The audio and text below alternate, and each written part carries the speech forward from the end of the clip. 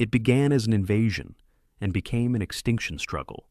At dawn in the summer of 1941, the largest military force ever assembled surged eastward, tearing across borders with a speed that stunned the world. Entire armies moved like a tidal wave. Cities fell in days. Millions were caught in the open as history accelerated beyond comprehension. What followed would not be a campaign or even a conventional front line. It would become a war without limits.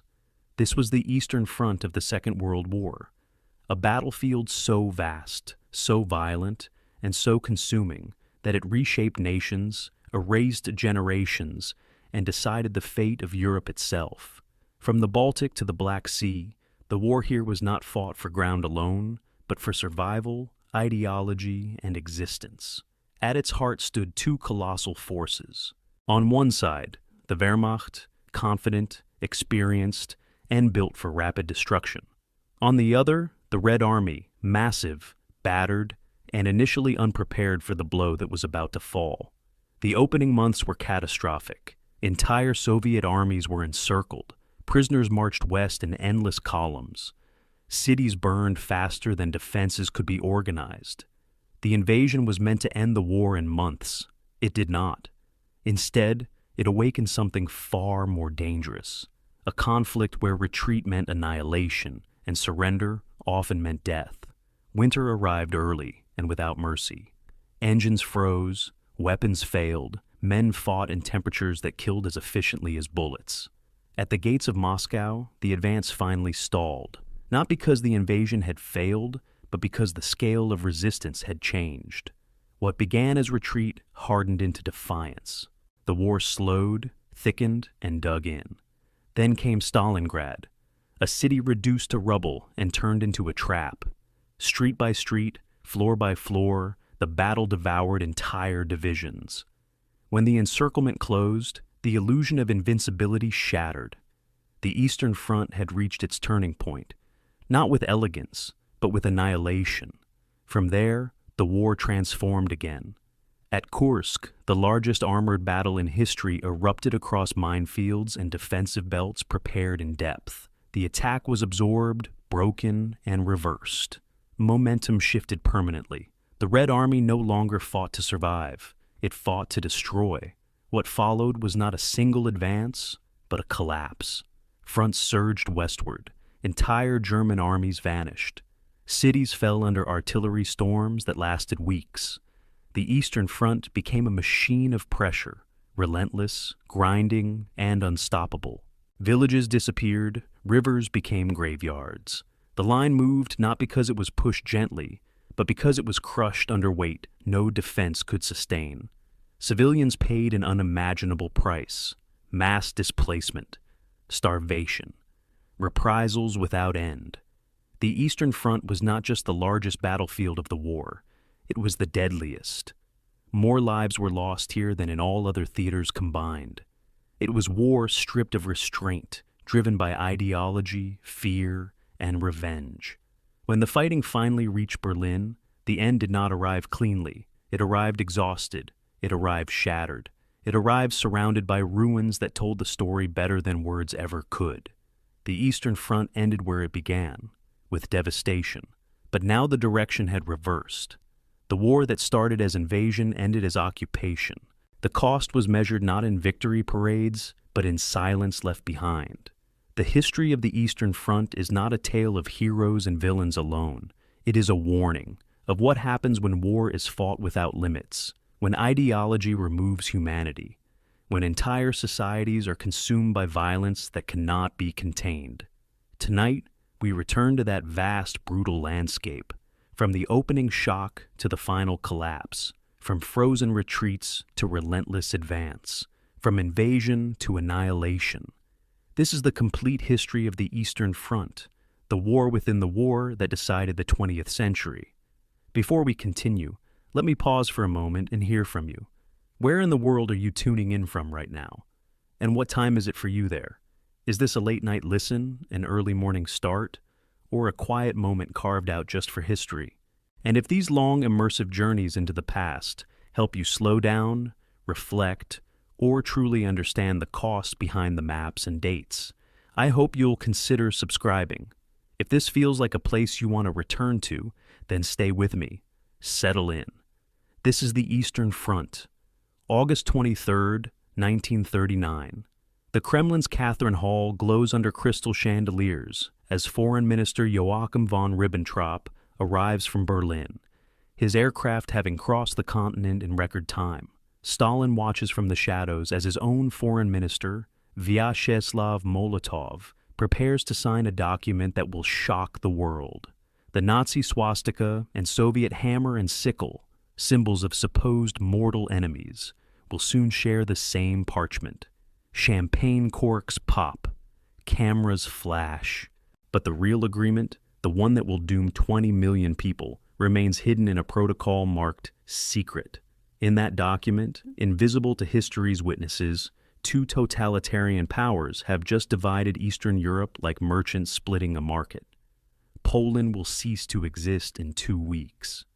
The world had watched with confusion as these ideological enemies suddenly embraced.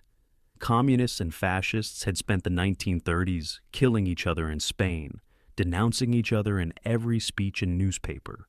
Hitler had built his political career on anti-Bolshevik rhetoric, calling Slavs subhuman and communism a Jewish conspiracy.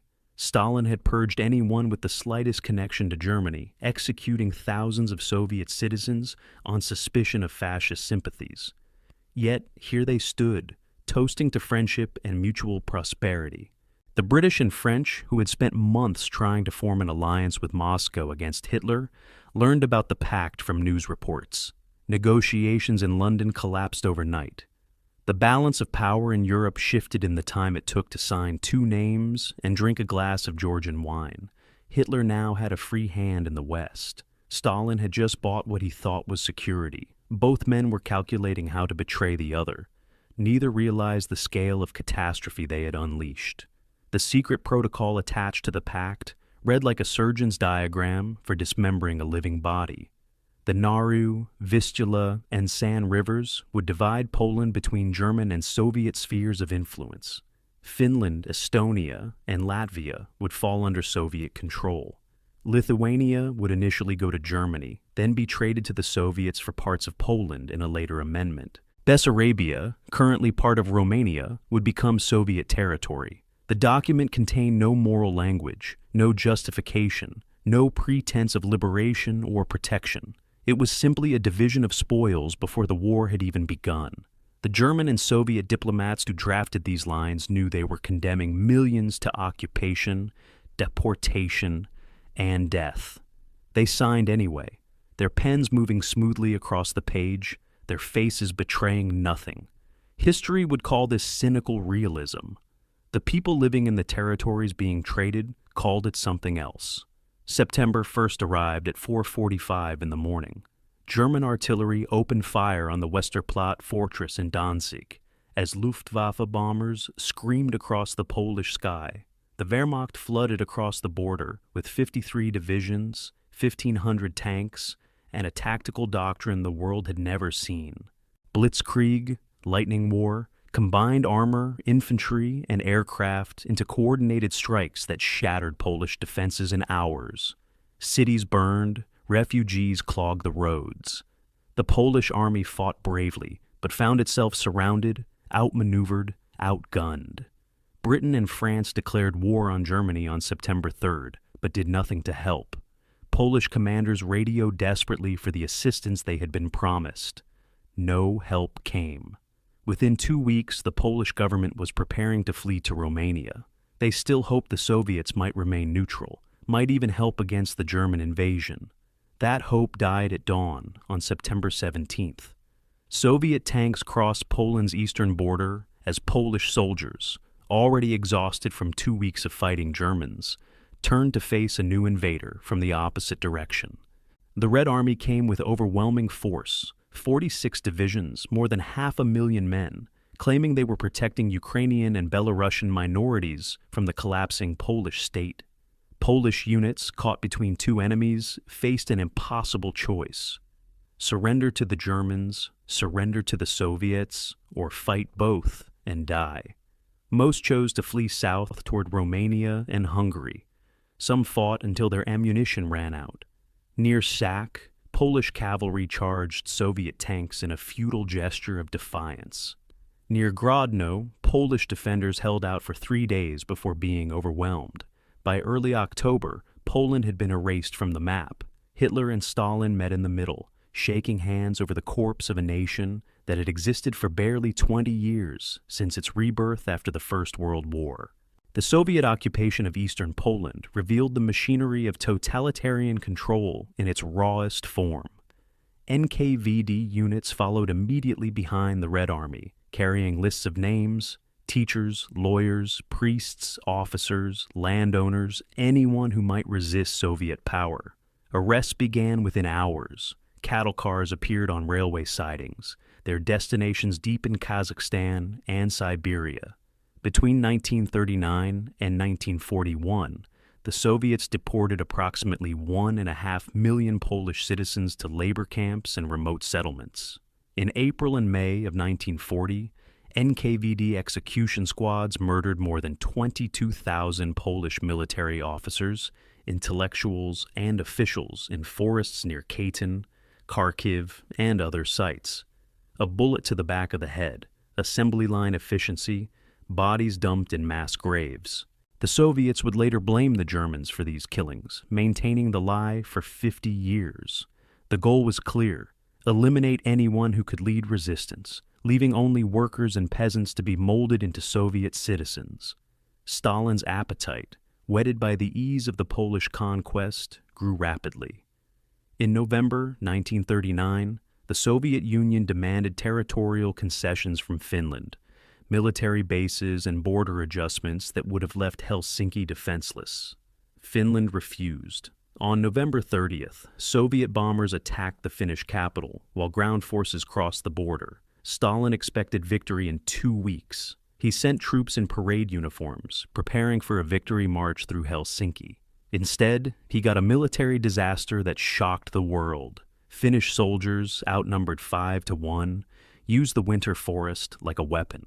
Soviet columns, confined to roads through the wilderness, found themselves ambushed, surrounded, and destroyed. At Suomussalmi, Finnish ski troops annihilated 2 Soviet divisions, killing or capturing 23,000 men, while suffering fewer than 900 casualties themselves. Temperatures dropped to -40 degrees Celsius. Soviet soldiers, poorly equipped for winter warfare, froze in their trenches. The Winter War became a humiliation that exposed every weakness Stalin's purges had created in the Red Army. The Finnish army couldn't win. They simply lacked the numbers and equipment, but they could make victory hideously expensive. Through December and January, Soviet forces suffered staggering casualties trying to break through the Mannerheim line of fortifications. Artillery barrages consumed millions of shells. Massed infantry assaults produced fields of corpses frozen in the snow. Finally, overwhelming force prevailed. In March 1940, Finland sued for peace, ceding 11% of its territory and relocating 400,000 civilians from the lost lands. The Soviet Union gained the territory it demanded, but at a catastrophic price: 126,000 dead, over 260,000 wounded, captured, or missing. The world watched and drew conclusions about Soviet military competence. Hitler watched especially carefully. The Red Army, he concluded, was a broken force, its officer corps destroyed by purges, its tactics obsolete, its soldiers poorly trained and equipped. He began to believe that conquering the Soviet Union would be easier than conquering France. By mid-1940, Stalin controlled a new empire stretching from the Baltic to the Black Sea. Lithuania, Latvia, and Estonia were absorbed into the Soviet Union in June, their governments overthrown, their armies disbanded, their populations subjected to mass deportations. Bessarabia and northern Bukovina were seized from Romania. Soviet borders now stood 200 miles further west than they had in 1938. Stalin believed he had bought security and time, that the buffer territories would absorb any German attack, that Hitler would remain bogged down fighting Britain. He missed the obvious signs that his partner was preparing to betray him. German reconnaissance aircraft regularly violated Soviet airspace. Wehrmacht divisions massed and occupied Poland. German diplomats made increasingly aggressive demands about Soviet raw materials and oil. Reports flooded into Moscow from spies, diplomats, and even ordinary Soviet citizens working in Germany. All said the same thing: invasion was imminent. Stalin dismissed them all as British provocation designed to rupture the pact. May 5, 1941. Stalin addresses graduates of Red Army academies in a secret speech at the Kremlin. His words, carefully recorded, reveal a dictator caught between competing delusions. The Red Army, he announces, must be prepared to carry out offensive operations. He speaks of attack, not defense, suggesting he still dreams of spreading communism westward when the time is right. Yet he also insists that Germany will not attack, that Hitler is too smart to fight a two-front war, that the British are trying to trick the Soviets into a premature conflict. Officers leave the speech confused, their strategic planning paralyzed by contradictory signals. Prepare for offense. Expect no war. Be ready for anything. Do nothing without orders. In 6 weeks, the largest invasion in human history will begin, and these officers will discover that Stalin's contradictions have left them nakedly unprepared. The pact that was supposed to buy time instead bought catastrophe. The territories that were supposed to provide defense instead provided only killing grounds. The enemy that was supposed to remain distant was already assembling on the border, preparing to launch an attack that would reshape the world. June 11, 1937. Marshal Mikhail Tukhachevsky sits in a basement room beneath the Lubyanka, his face swollen from beatings, his fingernails torn off during interrogation. 44 years old, architect of Soviet military modernization, he has commanded armies since the Civil War. Now, NKVD interrogators force him to sign confessions of treason, espionage, and conspiracy with Germany and Japan. The charges are fantasy, fabricated from ambiguous conversations and forced testimonies from other arrested officers. Tukhachevsky knows what comes next. His trial will last one day. The verdict is already decided. At 10 minutes past midnight on June 12th, he and 7 other senior generals are executed by firing squad in a Lubyanka courtyard. Their bodies are cremated, their families arrested, their names erased from official histories. In the space of 24 hours, Stalin has decapitated the Red Army's leadership. Over the next 2 years, the purge will accelerate, consuming not 8 men, but tens of thousands, transforming a modernizing military into a terrified bureaucracy where initiative means death. The Great Purge began as Stalin's paranoid response to potential rivals, but metastasized into systematic destruction of military competence. 3 of 5 marshals were executed, 13 of 15 army commanders, 8 of 9 fleet admirals, 50 of 57 corps commanders, 154 of 186 division commanders. The mathematics of catastrophe accumulate like falling dominoes. Officers who had studied in Germany, learned foreign languages, or written about modern warfare became automatic suspects. Anyone who had served with Tukhachevsky faced arrest. Anyone who failed to denounce colleagues risked arrest themselves. Denunciations became currency for survival. A junior officer might write that his commanding officer praised German tactics, and by morning, the commander would vanish into a prison cell. The NKVD manufactured conspiracies from thin air, torturing officers until they named accomplices, then arresting the named men and torturing them to produce more names. The chain never ended. Fear became the Red Army's only reliable constant. Stalin replaced executed professionals with political loyalists, men whose primary qualification was unquestioning obedience. The average age of divisional commanders dropped from 45 to 35. Many had never commanded anything larger than a regiment. Strategic thinking was discouraged, initiative punished, anything resembling independent thought branded as potential treason. Military academies taught increasingly rigid doctrine based on Stalin's personal theories. The concept of deep operations, combining armor, artillery, and mechanized infantry for breakthrough attacks, had been developed by officers like Tukhachevsky through study of modern warfare. After the purges, these ideas were suppressed as the work of enemies. Soviet military theory regressed to First World War concepts: massed artillery, wave attacks, rigid defensive positions. New weapons designs faced constant political scrutiny. Tank and aircraft engineers worked under the shadow of arrest, knowing that innovation could be called sabotage if the design failed, or wrecking if it succeeded too well and made previous models obsolete. The Winter War with Finland exposed the consequences of the purges in blood and ice. November 30th, 1939. Soviet forces crossed the Finnish border, expecting easy victory. Stalin had allocated 3 weeks for the campaign. The Leningrad military district commander assured Moscow that Finland would collapse at the first shot. Instead, Soviet troops marched into a frozen hell that revealed every flaw the purges had created. Units advanced in massive columns along roads because officers lacked the training to maneuver through forests. Coordination between infantry, artillery, and armor was non-existent because combined arms doctrine had been suppressed. Supply systems collapsed because logistics officers, fearing to report problems, claimed everything was adequate. Soviet divisions, designed for warfare in Ukrainian plains, found themselves pinned down by Finnish ski troops who appeared from the forest, killed everything in range, and vanished back into the trees like ghosts. Suomussalmi became a case study in Soviet incompetence meeting Finnish desperation. The Soviet 44th Rifle Division advanced into eastern Finland in December, stretched along a single forest road, its supplies on horse-drawn sleds. Finnish Colonel Hjalmar Siilasvuo commanded fewer than 4,000 men against a Soviet force of 23,000.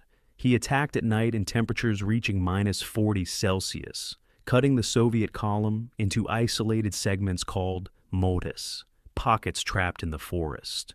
Soviet soldiers, lacking winter equipment, froze in their positions. Their weapons jammed, their vehicles wouldn't start. Officers, terrified to retreat without orders, kept their men in place even as Finnish bullets and cold eliminated them systematically.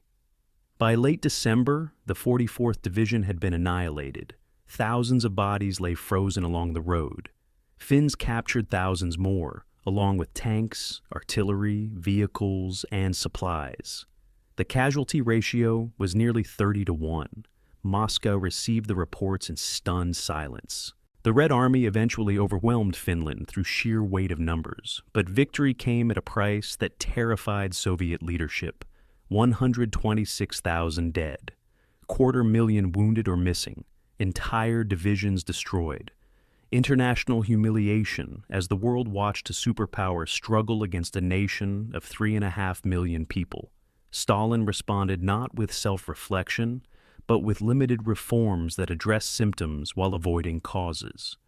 Winter equipment appeared, some tactical flexibility was restored, officers were allowed slightly more initiative, but the fundamental problem remained, the terror that paralyzed decision-making at every level. Commanders who had watched colleagues vanish for making mistakes now faced combat requiring risk and innovation. The contradiction was paralyzing. Take initiative and risk arrest. Follow orders rigidly and watch your men die. Most chose rigid obedience, calculating that survival meant avoiding Stalin's attention above all else. Amid the fear, some innovation survived through desperate courage or political protection. Mikhail Koshkin, chief designer of the Kharkov locomotive factory, pushed development of a revolutionary new tank despite official skepticism. The T-34 combined sloped armor, a powerful diesel engine, wide tracks for mobility, and a 76mm gun into a design that would later prove superior to any German tank. Koshkin faced constant accusations of wasting resources on unnecessary features. Officials demanded he simplify the design, reduce costs, eliminate innovations. He persisted, knowing that failure would likely mean arrest, but also knowing the Red Army desperately needed modern armor. In March 1940, He personally drove prototypes from Kharkov to Moscow in winter conditions to demonstrate their reliability. The demonstration succeeded. Production authorization came through. Koshkin died of pneumonia contracted during the drive, but his tank would help save the Soviet Union. The purges created a Red Army simultaneously massive and fragile. On paper, the Soviets fielded more divisions than Germany, more tanks, more aircraft, more artillery. Official reports claimed readiness for modern warfare. The reality was chaos masked by lies.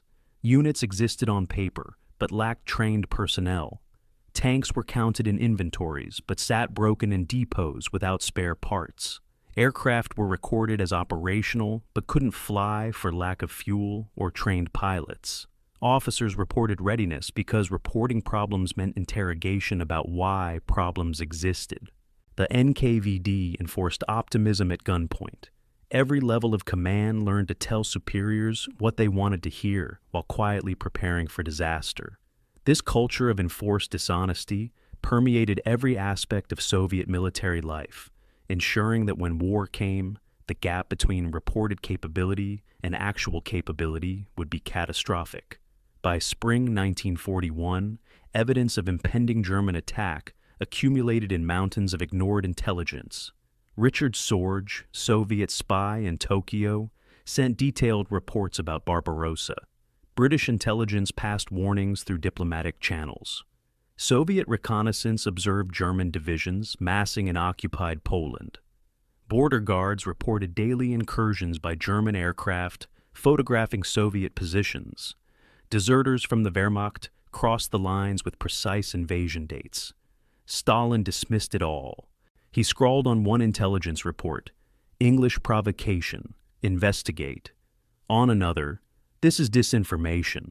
He clung to the belief that Hitler would not attack while still fighting Britain, that Germany lacked resources for a two-front war, that the Nazi-Soviet pact remained in force. This wasn't simply stupidity. Stalin had built his power on paranoia, seeing enemies everywhere, trusting no one. Now, when a real enemy prepared to attack, his paranoia blinded him to the threat, because accepting it would mean acknowledging that his fundamental strategy had failed. June 15, 1941, 1 week before invasion. General Dmitry Pavlov commands the Western Military District, the Soviet forces directly in front of the main German assault route. Reports cross his desk daily about German preparations. His staff officers beg permission to disperse aircraft from forward airfields, to place units on alert, to begin evacuating supplies from border warehouses. Pavlov knows what he sees. He also knows what happened to officers who acted without Stalin's approval. The contradiction freezes him like a rabbit watching an approaching wolf. He drafts cautious reports to Moscow, noting German activity, but avoiding alarming conclusions. He places some units on partial alert, but forbids any actions that might provoke the Germans. He distributes ammunition to forward units, but orders them to keep it locked in warehouses. Every decision reflects the paralysis created by years of purges and terror. When German artillery opens fire on June 22nd, Pavlov's military district will collapse in less than a week. Stalin will recall him to Moscow, convene a show trial, and have him shot on July 22nd. The purges that destroyed the army before the war will continue destroying it during the war, as Stalin finds scapegoats for his own failures. June 22nd, 1941, 3:15 in the morning. German combat engineers wade silently across the Bug River, removing Soviet border markers and mine markers, cutting telephone lines, their movements choreographed through months of rehearsal. Behind them, 3,600 tanks idle in assembly areas. 7,200 artillery pieces stand loaded and aimed. 3.8 million men wait in the pre-dawn darkness along an 1,800-mile front stretching from the Baltic Sea to the Black Sea. At 3:30 precisely, every German artillery piece fires simultaneously.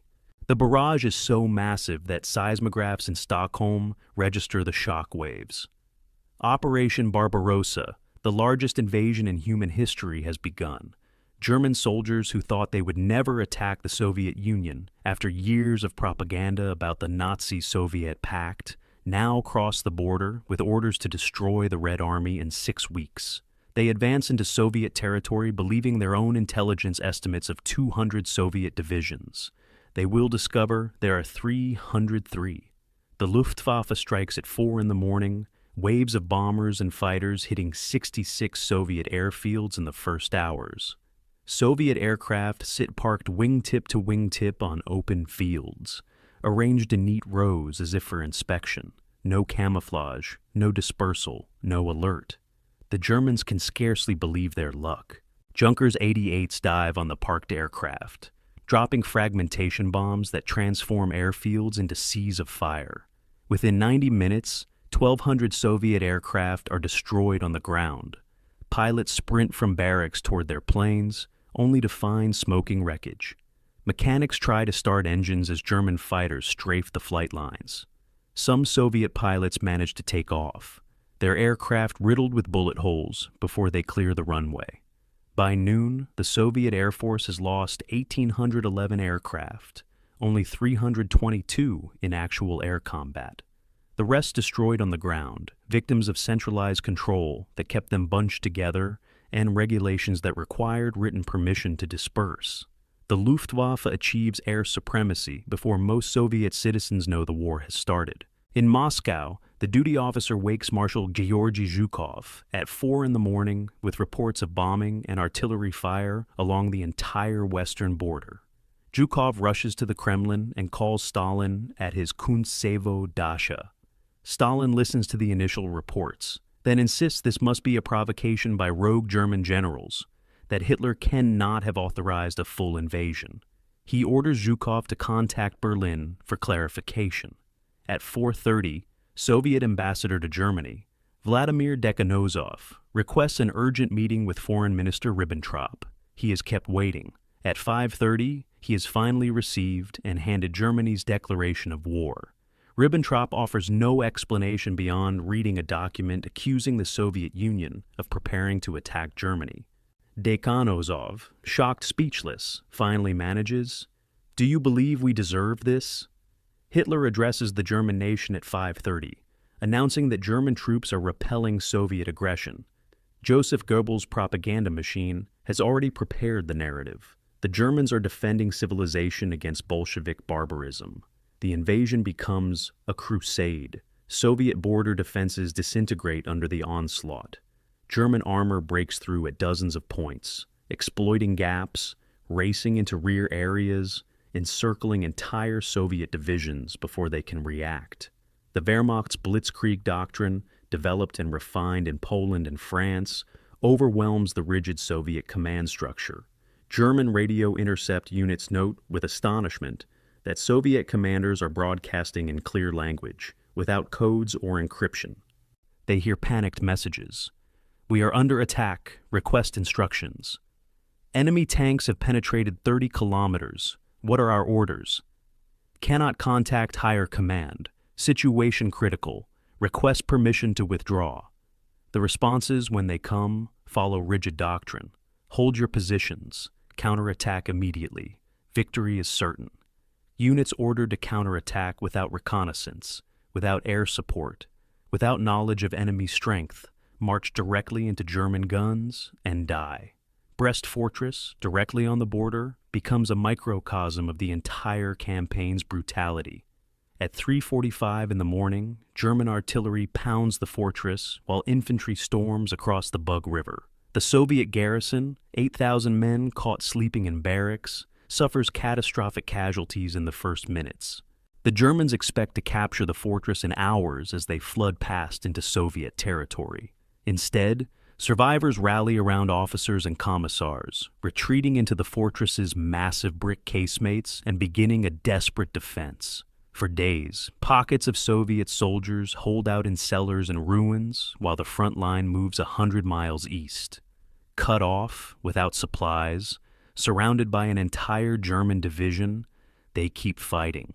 German assault teams clear the fortress room by room with grenades and flamethrowers. Soviet defenders used the fortress's pre-revolutionary construction, designed to withstand siege, as a weapon, firing from hidden positions, launching counterattacks through underground passages. The last message radioed from the fortress on June 24th. "Fortress under fire. We are fighting and will not surrender." Some defenders hold out until July. General Dmitry Pavlov's Western Front disintegrates as German panzer groups execute textbook encirclements. His military district faces Army Group Center, Field Marshal Fedor von Bock commanding 2 panzer groups, 3 armies, nearly 1 million men. Within 48 hours, German forces penetrate 300 kilometers into Soviet territory. Pavlov's communications network collapses as German aircraft bomb headquarters and Luftwaffe bombers sever telephone lines. He cannot find his own divisions. Reports arriving at his headquarters are 12 hours old. He issues orders to units that no longer exist or have already been encircled. On June 24th, Soviet 10th Army disintegrates near Białystok. 4th Army is surrounded near Minsk. Soviet Mechanized Corps launch desperate counterattacks with obsolete tanks, their formations spotted and destroyed by German aircraft before they reach German lines. Pavlov moves his headquarters east, trying to establish a defense line, but the Germans are already behind him. Stalin's response to the catastrophe reveals the paralysis that years of totalitarian control have created. For the first 36 hours, he issues no public statement, leaving Soviet citizens to learn about the war from German radio or from the sound of approaching artillery. He summons his Politburo on June 22, rants about treachery and sabotage, but offers no strategic direction. Soviet media maintains absurd normalcy. Newspapers report agricultural achievements, while German tanks race toward Minsk. On June 28th, Stalin visits the Defense Commissariat, demanding to know why the army is collapsing. When told the truth, that his purges destroyed military leadership, that his refusal to allow preparations invited disaster, he storms out and retreats to his dacha. For 3 days, the dictator who micromanaged every aspect of Soviet life disappears. Molotov delivers the radio address announcing the invasion. The Politburo, fearing complete collapse, visits Stalin at his dacha on June 30th to retrieve him. He initially thinks they have come to arrest him. Instead, they beg him to return. The cult of personality demands his presence. Without Stalin, even his subordinates cannot imagine governing. By June 25th, the scale of catastrophe becomes undeniable. The Western Front has lost 341,000 men in 3 days. 4,799 tanks destroyed or captured. 9,427 artillery pieces lost. Entire divisions have simply vanished from contact. German forces have advanced up to 600 kilometers in some sectors. Luftwaffe reconnaissance photographs show Soviet columns retreating in chaos, trucks abandoned on roads, equipment scattered across fields. German commanders report to Berlin that the war will be over in 6 weeks, perhaps sooner. The Soviet Union appears to be collapsing at the same pace France did, faster even, given the scale of encircled forces. Hitler meets with his staff and begins planning the victory parade through Moscow. He discusses which Soviet territories will become German colonies, which populations will be enslaved, which cities will be razed and turned into German settlements. The 1,000-year Reich seems inevitable. Yet, amid the catastrophe, patterns emerge that will later prove significant. Soviet soldiers, even when encircled and leaderless, often fight to the death rather than surrender. German units expecting quick capitulation find themselves bogged down, reducing pockets of resistance that refuse to quit. Each encirclement takes longer than planned, consuming ammunition and time. German supply lines, stretched across hundreds of miles of poor Soviet roads, begin showing strain. The Wehrmacht's trucks, designed for European highways, break down on dirt tracks that turn to mud when it rains. Soviet scorched earth, demolishing bridges, burning crops, destroying industrial facilities, begins taking effect.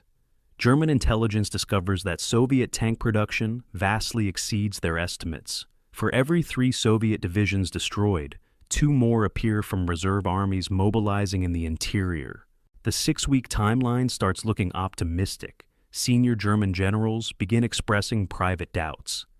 But momentum carries the Wehrmacht forward, deeper into Soviet territory, pursuing the mirage of decisive victory that remains always just beyond the next battle.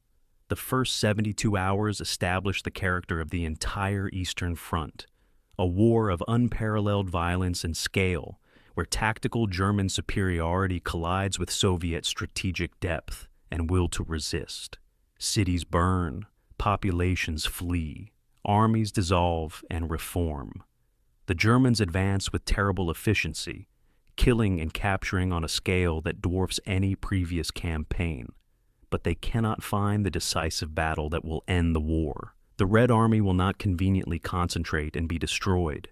Soviet territory is too vast, Soviet reserves too deep, Soviet willingness to sacrifice too absolute. Operation Barbarossa achieves the most successful opening of any military campaign in history, and from the moment the artillery stops firing on June 22nd, Germany has already begun losing. July 9, 1941, near Minsk, General Heinz Guderian's 2nd Panzer Group links up with Hermann Hoth's 3rd Panzer Group, closing a steel ring around 4 Soviet armies, 300,000 men trapped, 2,500 tanks surrounded. Soviet commanders, following orders to hold positions at all costs, have kept their forces in place even as German armor raced past their flanks. Now they discover the consequence of rigid obedience. German infantry divisions march forward to seal the pocket while the panzers race east towards Smolensk, already hunting the next encirclement. Inside the Minsk pocket, Soviet units attempt desperate breakouts at night, small groups of men charging German machine gun positions with bayonets. Few succeed, most die in the wire. By July 16th, the pocket is liquidated. The Germans count prisoners in the hundreds of thousands. They also count the cost. 6 days of fighting to reduce the pocket, 6 days their advance stalled, 6 days the Soviets used to establish new defensive lines further east. German military doctrine treats encirclement as the highest art of warfare, the Kesselschlacht, the cauldron battle, where enemy forces are surrounded and destroyed. Helmuth von Moltke the Elder had practiced it in the 19th century. The German General Staff refined it through decades of study. Now, in Russia's vast spaces, the Wehrmacht perfects encirclement to industrial scale. The formula is simple in concept, brutal in execution. Panzer groups drive deep, 50 to 100 miles past enemy front lines, moving too fast for Soviet infantry to react. They converge behind enemy formations, linking up and closing the ring. Infantry divisions following the armor seal the pocket.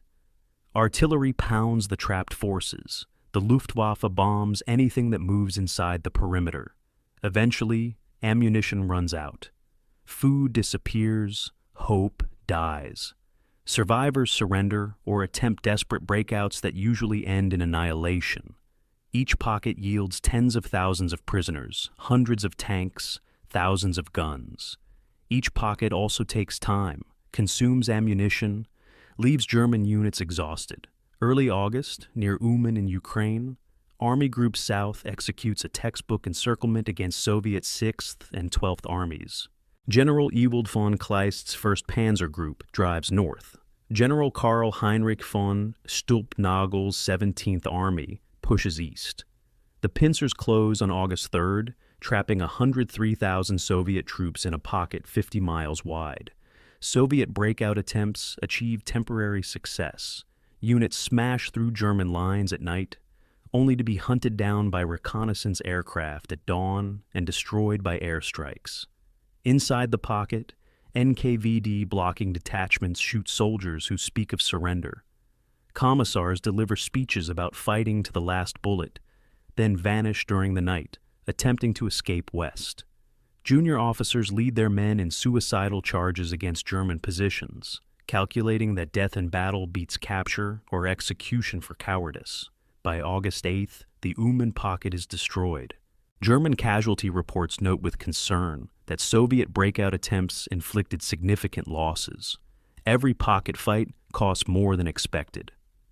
German soldiers begin to realize that destroying an encircled Soviet army requires different tactics than the fighting Polish or French troops who surrendered when their position became hopeless. September 15th to 26th, Kiev. The largest encirclement in military history unfolds as Guderian's panzer group drives south from the Smolensk sector, while Kleist's panzer group drives north from the Dnieper bend. Stalin, despite frantic pleas from his generals, refuses to authorize withdrawal from Kiev. He fears that abandoning Ukraine's capital will destroy Soviet morale and invite German exploitation. Instead, he dooms 4 Soviet armies, 5th, 21st, 26th, and 37th, to encirclement. 665,000 men, trapped in a pocket the Germans can barely believe.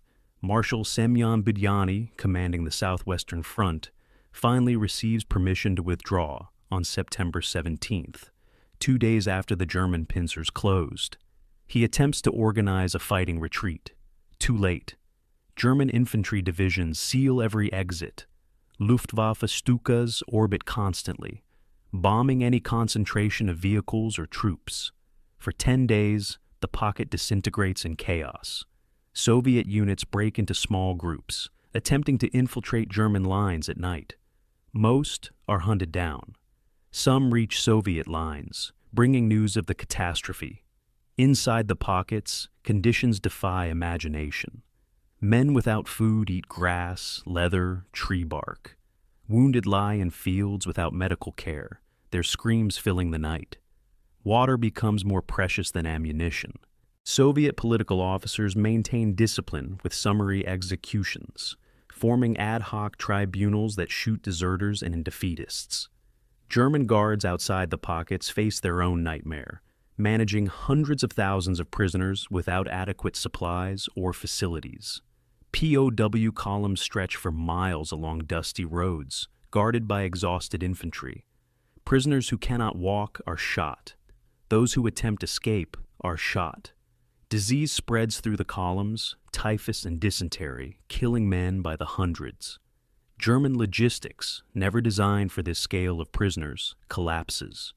Camps established to hold captured Soviets become death traps, where men starve or freeze by the thousands. By war's end, 3.25 million Soviet prisoners will have died in German captivity, 57% of all captured. The pockets are where this begins. October 7th to 20th, Vyazma and Bryansk. The Wehrmacht executes its final great encirclement offensive of 1941, trapping Soviet Western and Reserve fronts. 673,000 more men encircled. The road to Moscow appears open. German reconnaissance units reach positions 80 miles from the Soviet capital. Nazi propaganda announces final victory. Yet even as the Vyazma-Bryansk pockets are being reduced, warning signs accumulate for anyone willing to see them. Each encirclement takes longer to liquidate than the previous one. Soviet breakout attempts grow more sophisticated. Organized night attacks, small unit infiltration, exploitation of gaps in German lines. Survivors who escape carry lessons with them to new units forming in the east. The Red Army is learning, not just dying. Every pocket that takes a week to destroy is a week the Germans are not advancing. A week Soviet industry evacuates factories to the Urals. A week Siberian divisions travel west by rail to reinforce Moscow's approaches. The human cost of the encirclement staggers comprehension. By December 1941, German forces have captured 3.35 million Soviet prisoners. 3.35 million men who marched, fought, and died or surrendered in the space of 6 months. Entire generation of young Soviet men vanish into the pockets, their fates unknown to families for years. Letters cease arriving. Official notices speak vaguely of missing in action. In reality, most prisoners will not survive their captivity. Nazi racial ideology views Slavs as subhuman, Soviet prisoners as communist criminals, deserving neither mercy nor the protections of the Geneva Convention, which the Soviet Union never signed. prisoner treatment becomes genocidal through calculated neglect. German policy explicitly aims to let Soviet POWs starve, reasoning that food should go to German troops and that fewer Soviets means easier occupation. Camp commandants report prisoners eating corpses. The Wehrmacht's carefully cultivated image of military professionalism collapses in the camps, revealing the Nazi state's murderous ideology at work. Yet the encirclements contain a fundamental contradiction that will doom Germany's strategy. Each pocket destroys a Soviet army, but fails to destroy the Soviet Union's ability to create new armies. Stalin, for all his failures, understands the mathematics of attrition. The Soviet Union has 190 million people. Germany has 80 million, minus casualties on other fronts. Soviet industrial evacuation proceeds according to emergency plans. 1,500 factories disassembled, loaded on trains, moved east of the Urals, and reassembled. Tank production never stops. The Germans capture thousands of tanks, but Soviet factories produce thousands more. By October, T-34 tanks begin appearing in significant numbers, superior to any German tank in armor, mobility, and firepower. Soviet commanders, those who survived the pockets, learn from their mistakes. Rigid defense gives way to mobile defense. Counterattacks become more sophisticated. Communications improve. The reserve armies forming in the east have time to train because the Germans are occupied reducing pockets in the west. German logistics, stretched across thousands of miles of poor roads, begin suffering systemic collapse. The Wehrmacht entered Russia with 600,000 vehicles, trucks, cars, motorcycles. By November, 40% are broken beyond repair. Spare parts don't exist because German industry produces 14,000 types of vehicles with non-interchangeable components.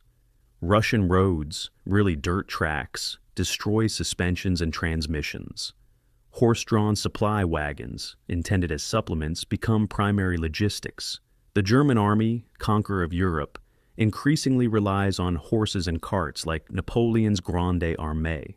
Railway gauge differences between European and Soviet systems require time-consuming transloading at the border. Partisan attacks sever rail lines and ambush supply columns.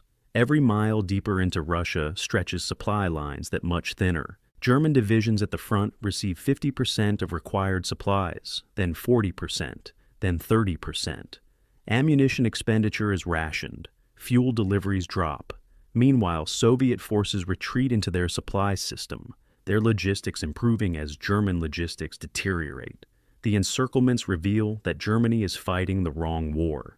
The Wehrmacht's doctrine assumes decisive battle will break enemy will. Find the enemy army, surround it, destroy it. Victory follows from psychological collapse. This worked in Poland and France, where governments surrendered when their armies broke. But the Soviet Union does not function like a normal state. Stalin rules through terror that makes German occupation seem preferable only in comparison to what came before. Soviet political commissars execute defeatists, ensuring soldiers fight from fear, if not conviction. Soviet doctrine accepts catastrophic casualties as necessary costs. New armies form as fast as old armies are destroyed.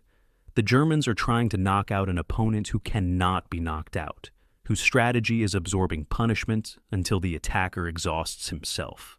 By late October, as snow begins falling on the approaches to Moscow, the contradiction becomes clear to some German commanders.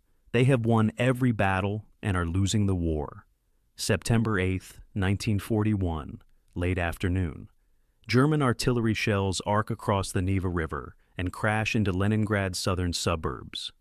General Wilhelm Ritter von Leib's Army Group North has spent 3 months fighting across the Baltic states and now stands at the gates of the Soviet Union's second-largest city. That same day, German forces sever the last land route into Leningrad, cutting the Moscow-Leningrad rail line at Miga Station. 2.5 million civilians are trapped. Stalin has forbidden evacuation as defeatist. Now the city becomes a prison with walls of German artillery and Finnish troops to the north. Hitler issues explicit orders. Leningrad will not be stormed. It will be starved. No German soldiers will waste their lives capturing rubble. The city will be encircled, bombarded, and left to die. This is not cruelty for its own sake. This is policy. Nazi planning documents discuss liquidating 30 million Soviet citizens after victory to make room for German colonization. Leningrad is the test case. September 12th, 4 days into the siege. Luftwaffe incendiary bombers attack the Badaev warehouses in Leningrad's southern district. The warehouses hold much of the city's food reserves: grain, sugar, flour, meat. German bombardiers score direct hits with incendiary bombs. Fire erupts across the warehouse complex. Citizens watch from streets and rooftops as black smoke billows into the sky, visible for miles. The flames burn for days. 2,500 tons of sugar melt and seep into the soil. Later, during the worst of the winter famine, people will dig up that soil and eat it for the sugar content. The destruction of Badaev's warehouses condemns the city to starvation. Soviet authorities maintain public silence about the disaster, fearing panic. They begin calculating how long existing food stocks will last. The mathematics are simple and terrible. Current rations, 400 calories per day for workers, 200 for everyone else. With winter coming and no way to bring supplies except across Lake Ladoga, hundreds of thousands will die. The only question is how many. November 1941. Temperature drops below freezing and stays there. Food rations are cut again. 125 grams of bread per day for civilians, 250 grams for workers. The bread is 50% sawdust, cellulose, and cottonseed cake, pressed into a mass that resembles bread only in shape. People chew it slowly, trying to fool their stomachs into feeling full. Hunger becomes the city's only reality. Women trade diamond rings for a handful of grain. Libraries close as paper becomes fuel. Trees in parks are cut down for firewood. When the trees are gone, people tear wooden fences apart, then furniture from abandoned apartments, then floorboards. Water pipes freeze. Sewage systems fail. Disease spreads. Typhus, dysentery, tuberculosis. Bodies lie in the streets sometimes for days because retrieval teams lack the strength to collect them. The dead freeze in place, their features preserved by the cold. Some are stacked like cordwood at collection points, waiting for spring thaw when mass graves can be dug. By December, cannibalism begins. The NKVD forms special units to investigate reports of missing persons and unexplained meat. They find butcher shops selling human flesh as pork. Apartments where families have killed and eaten the weakest members. Children who vanish from streets are sometimes found later in markets, their flesh sold by weight. The NKVD executes those caught, but the practice continues driven by hunger that overwhelms morality. Most Leningraders struggle on without resorting to such measures, but everyone knows the stories. Parents warn children to never walk alone. People avoid strangers. Trust dissolves under the weight of starvation.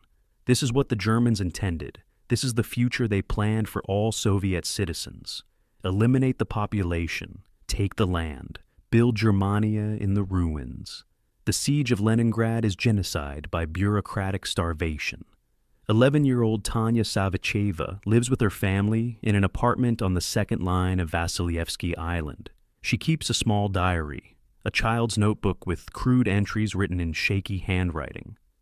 Zhenya died on December 28 at 12:30 in the afternoon, 1941. Her sister. Grandma died on January 25th at 3 o'clock, 1942. Her grandmother. Leica died on March the 17th at 5 o'clock in the morning, 1942. Her brother. Uncle Vasya died on April 13th at 2 o'clock at night, 1942. Her uncle. Uncle Lesha died on May 10th at 4 o'clock in the afternoon, 1942. Another uncle. Mama died on May 13th at 7:30 in the morning, 1942. Finally, a summary. Savichevs died. Everyone died. Only Tanya is left. She is evacuated later that year, already dying from starvation. She dies in July 1944 at age 14, her body too damaged by hunger to recover. Her diary survives as evidence at Nuremberg trials. Lake Ladoga becomes the city's only lifeline. In winter, the lake freezes solid enough to support vehicle traffic. Soviet authorities organize the Road of Life, a truck route across the ice bringing supplies into Leningrad and evacuating civilians. It is less a road than a frozen nightmare. Trucks laden with flour and ammunition drive across the lake at night to avoid German aircraft. The ice is unpredictable, thick in some places, dangerously thin in others. Trucks break through and sink. Drivers freeze at their wheels. Evacuees, packed into truck beds, freeze to death during the crossing. German artillery shells the route where it approaches shore. Luftwaffe planes strafe the ice road during daylight. Yet the trucks keep coming because the alternative is watching the city die. The Road of Life delivers 361,000 tons of supplies during the winter of 1941 to 1942. It evacuates 554,000 civilians, mostly children and the elderly. It is not enough. Death rates in December reach 3,000 per day, 100,000 per month. The siege develops its own rhythms and rituals. Artillery bombardments at set times, so precise that residents can predict them. Air raid sirens that trigger reflexive movement to shelters.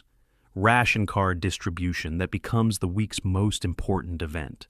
Survival strategies pass through networks of neighbors and co-workers. Which wild plants are edible, how to render wallpaper paste into something resembling food, where to find wood in a city stripped of combustibles. Soviet authorities maintain orchestral performances through the winter, asserting normalcy amid catastrophe. The Leningrad Radio Orchestra performs Dmitri Shostakovich's Seventh Symphony, the Leningrad Symphony, in August 1942, while German artillery falls on the city. The concert is broadcast worldwide. Musicians themselves starving play with fierce intensity. The message to the world: we have not surrendered. The Germans hear it too, receiving the clearest possible signal that their siege is failing to break Soviet will. Military operations continue around the city's perimeter. The Red Army launches multiple offensives trying to break the encirclement, each costing tens of thousands of casualties for minimal gains. The Sinyavino Offensive in September 1941 attempts to restore the land corridor. It fails, leaving 30,000 Soviet soldiers dead in the swamps. The Lyuban Offensive in January 1942 pushes German lines back slightly but cannot break the siege. Soviet Second Shock Army penetrates German defenses, then becomes encircled itself and destroyed. The Leningrad and Volkhov fronts lose more than 300,000 men in winter and spring 1942 trying to relieve the city. German casualties are also heavy, but Germany holds. The front lines stabilize in trenches that recall the First World War. Soldiers on both sides endure cold, mud, and constant small-scale combat, while the city behind Soviet lines dies by degrees. January 18, 1943, after 16 months of siege, Operation Iskra, Spark, finally breaks through German lines and opens a land corridor to Leningrad. Soviet forces from Leningrad and Volkhov fronts meet at Workers' Settlement No. 5, establishing a passage 6 miles wide along the southern shore of Lake Ladoga. German artillery still controls this corridor, making it dangerous, but supplies can now reach the city by rail. Within weeks, food rations increase. The death rate drops. People dare to hope. Yet the siege does not end. German forces continue bombarding the city and maintaining the blockade for another year. Not until January 27, 1944, 872 days after the encirclement began, does the Red Army finally drive German forces beyond artillery range. The siege of Leningrad is over, but the city is a ghost. 632,000 civilian deaths officially recorded, likely over 1 million in reality. An entire generation killed by deliberate starvation. The siege reveals fundamental truths about the Eastern Front. Nazi Germany is not simply fighting a war, It is implementing ideology that defines entire populations as disposable. The Wehrmacht, claimed by some historians to have fought a clean war separate from SS atrocities, participated fully in genocide by siege. Military decisions, encircling Leningrad, cutting supply lines, bombarding civilian areas, were made in service of extermination policy. Hitler's orders regarding Leningrad explicitly stated that surrender offers should be refused, that the city should be razed after its population died off. Some German commanders objected, not on moral grounds, but from concern about containing epidemics or disposing of corpses. The citizens of Leningrad responded by refusing to die on schedule. They endured 900 days of hell, buried their dead, ate sawdust bread, and continued existing in defiance of the plan to eliminate them. This is why the siege matters. This is why it belongs in any telling of the Eastern Front. Leningrad demonstrates that Soviet survival was not inevitable, but chosen day after day by millions of individuals who decided to keep living when death would have been easier. October 15th, 1941, Moscow. Panic spreads through the Soviet capital like a virus. German forces have broken through at Vyazma, only 200 miles west. Rumors circulate that Stalin has fled to Kuybyshev on the Volga. Government ministries burn documents in courtyards, smoke darkening the autumn sky. NKVD units plant explosives in key buildings, preparing to destroy the city rather than let it fall intact. At train stations, crowds surge toward platforms, desperate to evacuate. Police fire shots to control the mobs. Trucks loaded with factory equipment stream east through the streets. Workers dismantle machinery, even as German reconnaissance aircraft photograph the city. October 15th becomes known as the Day of Moscow Panic. Stalin remains at his dacha, receiving reports, saying nothing. The entire Soviet state apparatus waits for his decision: flee or fight, abandon the capital or defend it. The fate of the war hangs on whether one dictator runs or stays. Stalin returns to the Kremlin on October 19th and issues orders that transform panic into determination. Moscow will be defended. Martial law declared. Anyone spreading defeatist rumors will be shot. The NKVD sets up checkpoints on roads leaving the city, turning back evacuees, arresting deserters. More importantly, Stalin orders Marshal Georgy Zhukov to take command of Moscow's defense. Zhukov, recalled from Leningrad, where he organized that city's defense, arrives with a reputation for brutal competence. He doesn't ask permission. He doesn't worry about political consequences. He tells commanders what he needs, and when they say it's impossible, he reminds them of the alternative. German occupation means death for the Soviet system and most people in it. Impossible becomes irrelevant. Zhukov begins organizing defense in depth. Multiple lines of trenches, anti-tank obstacles, artillery positions. He mobilizes Moscow's population. 500,000 civilians, mostly women, dig trenches around the city. The earth freezes as they dig, requiring picks to break the ground. They dig anyway. November 7th, Revolution Day. German forces stand 40 miles from Moscow. Artillery exchanges can be heard in the capital. Snow falls. Stalin orders the traditional military parade in Red Square to proceed despite the proximity of German forces. It is gesture and calculation combined. If he cancels, he signals fear. If he proceeds, he projects confidence. At 8 in the morning, soldiers march across Red Square in formation, while Stalin watches from Lenin's mausoleum. Tanks and trucks follow, their engines running. But these units don't return to barracks after the parade.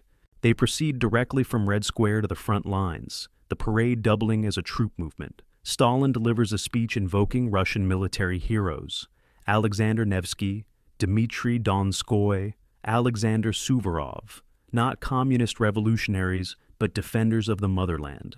The message is clear. This is not about ideology anymore. This is about survival. The parade is filmed and photographed, images distributed worldwide showing that Moscow has not surrendered, will not surrender. German forces resume their offensive toward Moscow in mid-November, despite deteriorating conditions. Army Group Center, commanded by Field Marshal Fedor von Bock, musters 1 million men and 1,500 tanks for Operation Typhoon, the final drive to capture the Soviet capital. German soldiers advance through increasingly hostile weather. Autumn rains turn roads to mud that stops tanks and trucks.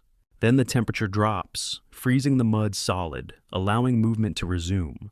German troops, issued summer uniforms with light overcoats, begin suffering frostbite. Temperatures reach -20°C, then -30°C. Vehicle engines refuse to start without fires lit underneath to warm the oil. Automatic weapons freeze and jam. Soldiers wrap feet in newspaper and cloth, trying to prevent frostbite. Medical stations fill with men whose fingers and toes have frozen black. Yet still they advance, driven by belief that capturing Moscow will end the war.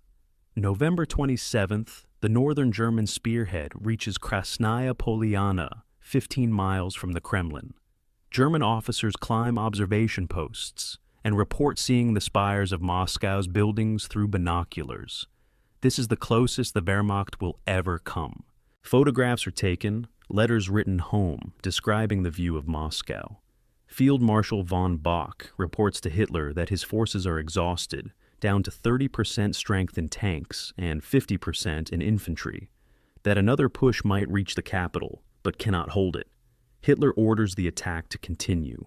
German intelligence estimates Soviet reserves are exhausted. They are catastrophically wrong.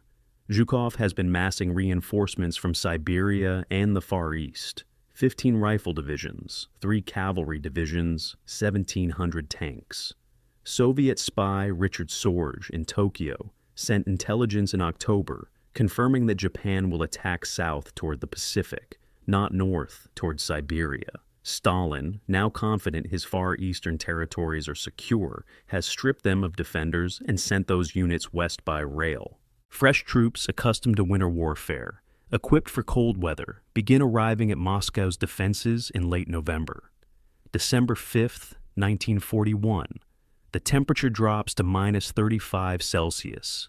German attacks grind to a halt, not from Soviet resistance, but from weather and exhaustion. Frostbite casualties exceed combat casualties. Soldiers huddle in inadequate positions, burning anything that will burn for warmth. At this moment, with German forces frozen in place, Zhukov launches a massive counteroffensive. Soviet artillery pounds German positions. Infantry in white winter camouflage advance across snow-covered fields. Siberian ski troops infiltrate German rear areas. T-34. Tanks, their wide tracks giving superior mobility in snow, outmaneuver German armor. The Germans, expecting one final Soviet defensive effort before collapse, instead face 100 divisions attacking along a 500-mile front. The shock is total. German units, immobile from cold and exhausted from months of continuous operations, retreat for the first time in the war. The Soviet counteroffensive pushes German forces back 100 to 250 kilometers from Moscow, liberating dozens of towns and cities. German casualties mount as units conduct fighting retreats through winter conditions. Vehicles are abandoned when fuel runs out. Artillery pieces are destroyed rather than captured. Wounded freeze before they can be evacuated. Hitler issues his infamous Stand Fast order on December 16th, forbidding any retreats, demanding every position be held to the last man. Some generals obey and watch their units get encircled and destroyed. Others retreat anyway, saving their forces but risking Hitler's wrath. Field Marshal von Bock requests permission to withdraw to defensible positions. Hitler relieves him of command. Over 30 senior generals are fired in December and January for requesting or conducting retreats. The Führer's rage accomplishes nothing except preventing organized withdrawal to better defensive lines. The human cost of the Battle of Moscow defies easy comprehension. Soviet forces suffer 926,000 casualties, killed, wounded, captured, between October and January. German forces lose approximately 255,000. The casualty ratio still favors Germany nearly 4-1. Yet the strategic outcome belongs entirely to the Soviet Union. The Wehrmacht has been stopped. The myth of German invincibility has shattered. The 6-week timeline for victory has turned into 6 months of costly advance, followed by retreat. Most critically, Germany has lost the initiative. From December 1941 forward, the Red Army will increasingly dictate the tempo and location of operations. The Germans will react, defend, counterattack skillfully, but they will not again dominate the Eastern Front as they did in summer and fall of 1941. Weather played a role in the German defeat, but not the determinative role German generals later claimed in their memoirs. The cold affected both sides. Soviet soldiers also froze, also suffered frostbite, also struggled with frozen weapons and engines. The difference was preparation. Soviet winter uniforms, felt boots, quilted jackets. Soviet weapons designed to function in extreme cold. Soviet logistics organized to supply troops in winter conditions. German failures in these areas reflected strategic miscalculation, not bad luck with weather. Hitler and his generals assumed the war would end before winter. They allocated resources accordingly. When the assumption proved false, German soldiers paid the price. Meanwhile, Soviet military leadership, whatever its failures in other areas, understood winter warfare because winter was inescapable reality across much of Soviet territory. The appearance of the T-34 tank in significant numbers during the Moscow battle marked another turning point. German tankers discovered Soviet armor superior to their Panzer IIIs and IVs. The T-34's sloped armor caused German anti-tank rounds to deflect. Its wide tracks provided better mobility in mud and snow. Its 76mm gun could destroy German tanks at ranges where German guns couldn't penetrate Soviet armor. German after-action reports expressed genuine alarm, recommending immediate development of new tanks to match Soviet capabilities. This would lead to the Tiger and Panther tanks, but not until 1943. For now, German forces faced technological inferiority in armor for the first time. Combined with numerical inferiority, Soviet factories were producing 1,200 T-34s per month by late 1941. The implications were ominous. The Battle of Moscow establishes the pattern that will define the rest of the Eastern Front. The Germans cannot achieve strategic victory because Soviet space, population, and industrial base allow continuous regeneration of military power. Destroying a Soviet army simply means facing a new Soviet army the next month. Capturing territory stretches German supply lines while shortening Soviet ones. The Wehrmacht can win battles through superior tactics and training, but battles don't win the war. The Soviets can lose battles, absorb horrific casualties, and continue fighting because their strategy is based on attrition and depth. By December 1941, this dynamic has become clear to some German commanders. General Franz Halder, Army Chief of Staff, writes in his diary that the war cannot be won. He is correct. But Germany will continue fighting for 3.5 more years, and the killing will escalate to levels that make the first 6 months seem almost moderate by comparison. April 5, 1942, Führer Headquarters. Hitler issues Directive 41, outlining Operation Blau, Case Blue, Germany's strategic offensive for the summer. His generals study the directive with growing unease. The plan calls for Army Group South to split into 2 offensives, one driving southeast to capture the Caucasus oil fields, the other driving east to the Volga River to cut Soviet north-south communications. The goals are both essential and contradictory. Germany desperately needs oil. Romanian supplies from Ploiești barely meet minimum requirements, and synthetic fuel production cannot close the gap. Yet dividing forces between 2 diverging objectives violates every principle of concentrated force. When staff officers raise concerns, Hitler dismisses them. The Soviet Union is on the verge of collapse, he insists. One more offensive will finish it.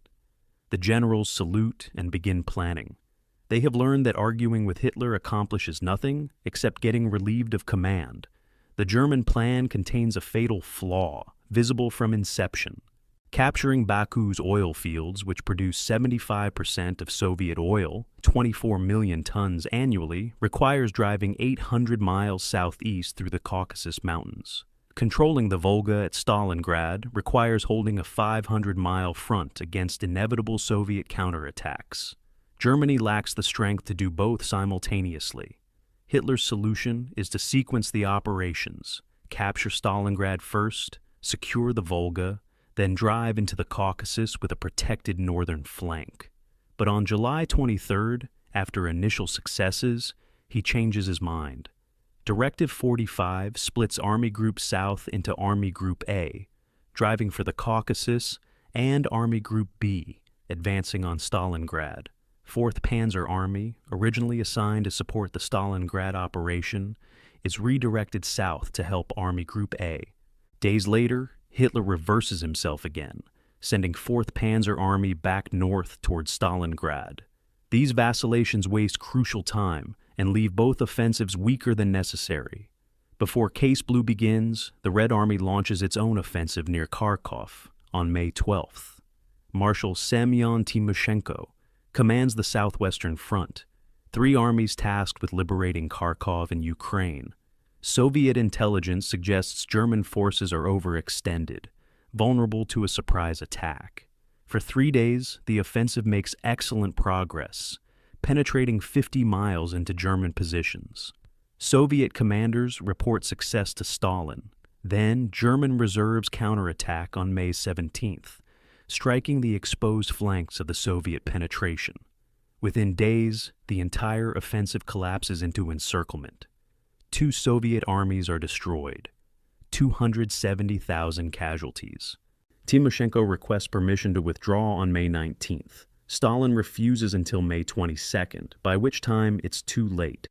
The disaster at Kharkov eliminates Soviet forces that might have opposed Case Blue and gives German commanders confidence that the Red Army remains beatable. The German offensive begins June 28th. Army Group South smashes through Soviet defenses and races east across the Ukrainian steppe. The Wehrmacht's mobility and tactical skill, honed by a year of combat, produces spectacular advances. Soviet units collapse or retreat before they can be encircled. German panzer divisions cover 400 miles in 6 weeks, their advance reminiscent of the summer of 1941. Rostov-on-Don falls on July 23rd, opening the gateway to the Caucasus. German troops, exhausted but triumphant, believe victory is imminent.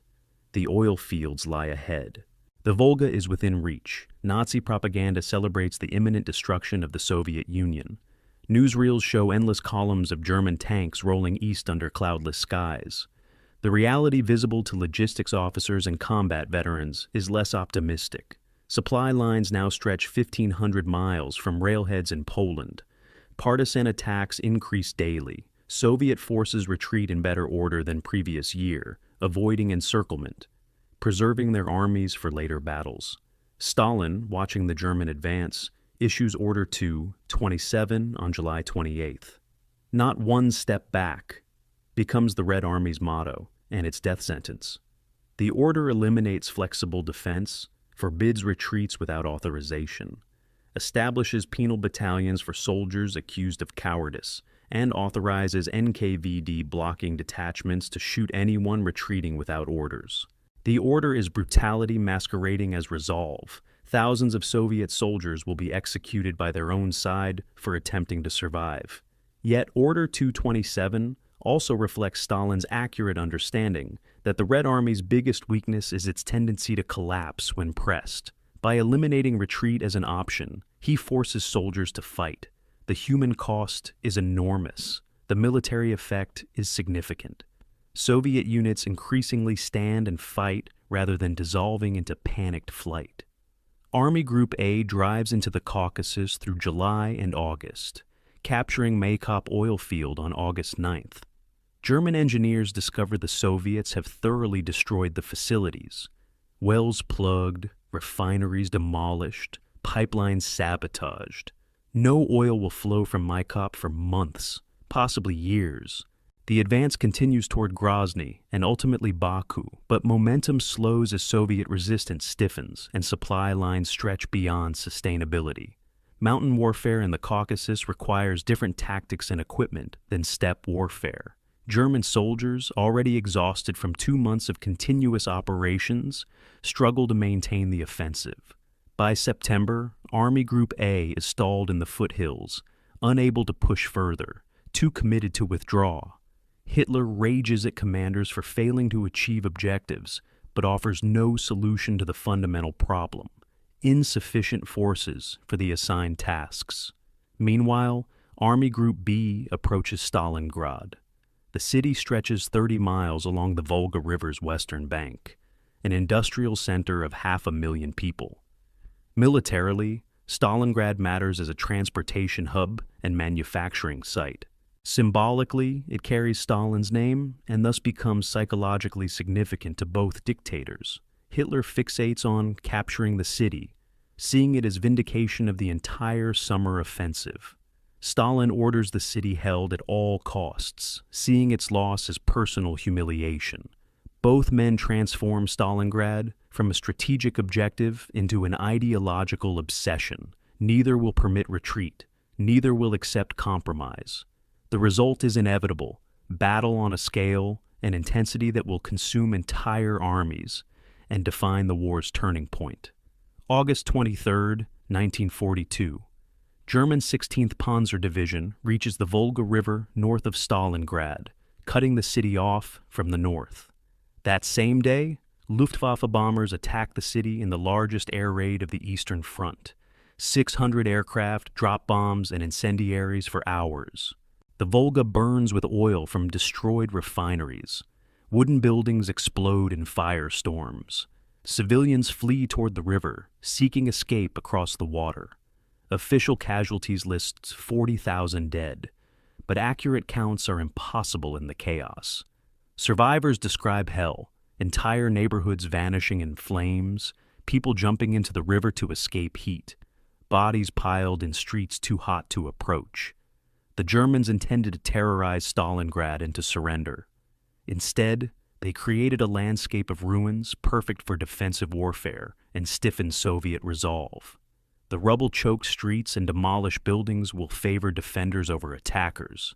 The destruction meant to end resistance has created the battlefield where resistance will succeed. German forces close on Stalingrad from west and north, pushing Soviet defenders toward the Volga. Soviet 62nd Army, commanded by General Vasily Chuikov, holds the city.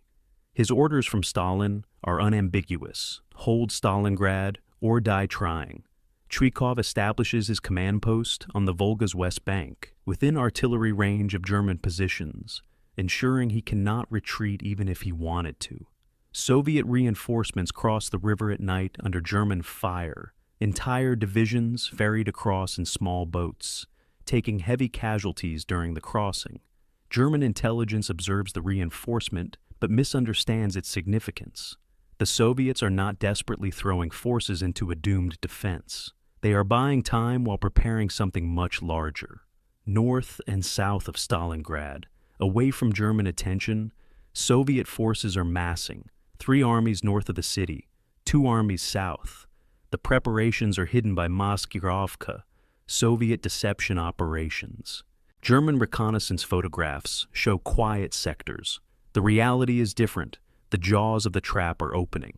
By September, the German summer offensive has achieved impressive territorial gains, 1,200 miles into the Caucasus to the Volga at Stalingrad, but has failed to achieve strategic objectives. No oil flows from captured fields. Soviet forces, though battered, remain intact and still resist. German supply lines, stretched beyond reasonable limits, can barely sustain defensive operations, much less renewed offensives. Wehrmacht divisions at the front report severe shortages in ammunition, fuel, and replacements.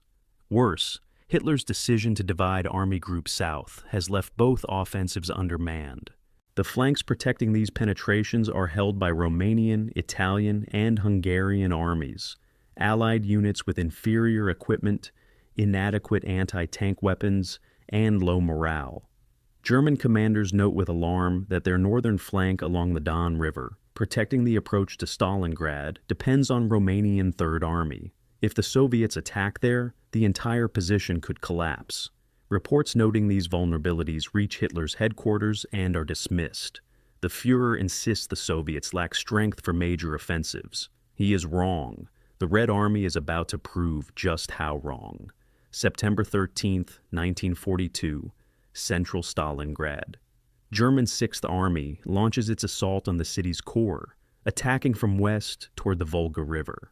General Friedrich Paulus commands 300,000 men, 3 corps, organized for urban assault. The attack begins with artillery bombardment, followed by infantry and armor pushing into the ruined streets. Soviet 62nd Army, commanded by General Vasily Chuikov, holds a strip of devastated city barely 1 kilometer deep along the river's western bank. Behind them, the Volga. No room to retreat. Chuikov's strategy is simple and brutal. Stay so close to German positions that German artillery and air support risk hitting their own troops. Hug them close, he orders. Soviet and German soldiers fight across distances measured in meters. Grenades thrown across rubble piles, machine gun duels in demolished apartments, sniper fire from building to building. This is not warfare as the German army trained for it. This is industrial-scale murder in an urban tomb. The Germans attack Mamayev Kurgan, Hill 102, which dominates the city's center. Control the hill, control Stalingrad. Soviet and German forces both understand this. For weeks, the hill changes hands multiple times per day. Artillery from both sides pounds the slope until the earth is churned to ash and metal fragments. Trees are reduced to splinters. The hilltop becomes a moonscape where shell craters overlap, and the soil is so saturated with metal that compasses don't work. Soldiers fight over mounds of corpses, using bodies as cover. An infantryman describes the stench, death and explosives and blood soaked into everything. September 15th, Germans capture most of the hill. September 16th, Soviet counterattack retakes it. September 17th, Germans retake it again. This continues for weeks. Neither side commits maximum force at once. They feed men into the hill in company-sized units, replacing casualties, grinding each other down. By late September, the hill remains contested. German forces hold the slopes. Soviets cling to positions on the summit and eastern side. The battle for Mamayev Kurgan will continue until January. The Germans call it Rattenkrieg, Rat War. Soviet soldiers call it the fight for every brick. Combat in Stalingrad defies military convention. Buildings become fortresses. Factories become battlegrounds while production continues in their basements. The Dzerzhinsky tractor factory becomes a particular nightmare in October. Germans attack workshop by workshop, room by room. Soviet workers operate lathes manufacturing ammunition in morning shifts, then grab rifles and fight Germans in the afternoon. Women's anti-aircraft batteries engage German tanks at point-blank range. Pavlov's house, a reinforced apartment building on the city's edge, holds out for 58 days under siege, defended by 60 Soviet soldiers against continuous German assaults. The garrison's defenders claim that German casualties attacking Pavlov's house exceeded German casualties capturing Paris. The number cannot be verified, but the claim illustrates the urban battle's character. Conventional force ratios, attackers need 3-to-1 advantage, become meaningless when every window contains a rifleman, every basement a machine gun nest. Reinforcement becomes its own horror. Soviet ferries cross the Volga at night, bringing fresh troops into Stalingrad while evacuating wounded. German artillery pounds the river continuously. Boats sink regularly. Soldiers jump into cold water, trying to swim the remaining distance weighted down by equipment. Many drown. The crossing becomes a nightmare that soldiers speak of in whispers. 13th Guards, Rifle Division crosses on September 14th, 10,000 men. Within 1 week, 320 remain combat effective. The division doesn't break. It simply dissolves under casualties. and is rebuilt with new soldiers who cross the same deadly river. Average life expectancy for newly arrived Soviet soldiers in Stalingrad, 24 hours. For junior officers, 3 days. These are not estimates, these are documented statistics from Soviet military records. Yet soldiers keep crossing, keep fighting, because the alternative, retreat, surrender, means NKVD blocking detachments or German captivity, both likely death sentences. October 14th becomes the single bloodiest day of urban combat in the Eastern Front. German forces launch their most powerful assault, concentrating 90,000 men, 500 tanks, and 1,000 aircraft against a 2-mile section of Soviet positions around the Dzerzhinsky tractor factory and Barakati gun factory. The attack begins at dawn with artillery bombardment. Luftwaffe, Stukas, dive bomb Soviet positions continuously through the morning. German infantry and armor push forward through apocalyptic conditions, burning buildings, exploding ammunition, smoke so thick visibility drops to meters. Soviet defenders, outnumbered 5-1, pour fire from rubble that was factories and apartments. By noon, Germans have penetrated to the Volga in several places. Soviet 62nd Army appears on the verge of destruction. Then Soviet reinforcements arrive, 138th Rifle Division crossing the Volga under fire, landing directly into combat, attacking German rear positions before the Germans realize they've been outflanked. Fighting continues through the night. By morning, German offensive stalls with minimal gains despite maximum effort. Chuikov's army holds a strip barely 500 meters wide. It holds. Snipers become celebrities in the savage intimacy of Stalingrad combat. Vasily Zaitsev, Soviet naval infantry soldier turned sniper, reportedly kills 225 Germans, though the actual number is disputed. What's documented is his tactical innovation. Sniper teams working in pairs, using deception and patience, teaching others his methods. German command responds by sending their own master snipers to eliminate Soviet snipers. Soviet propaganda creates a narrative of Zaitsev dueling German sniper school commandant Erwin Kunis in a personal contest spanning days. Historians debate whether Kunik existed. No German records confirm a sniper of that name, but the story captures a truth about Stalingrad. This is war reduced to individuals killing individuals across rubble piles and demolished rooms. Technology matters less than cunning. Rank matters less than skill. A lone rifleman in the right position can stop an attack. A single machine gun team can hold a building. War becomes personal, immediate, and unrelentingly lethal. November 11th, German forces launch their final major offensive, attempting to split Soviet positions and reach the Volga along the entire city length. Exhausted German infantry, reduced to 50% strength in most units, attack Soviet positions that have been reinforced and fortified for 2 months. The assault gains ground measured in buildings and streets. Germans capture 90% of Stalingrad's ruins.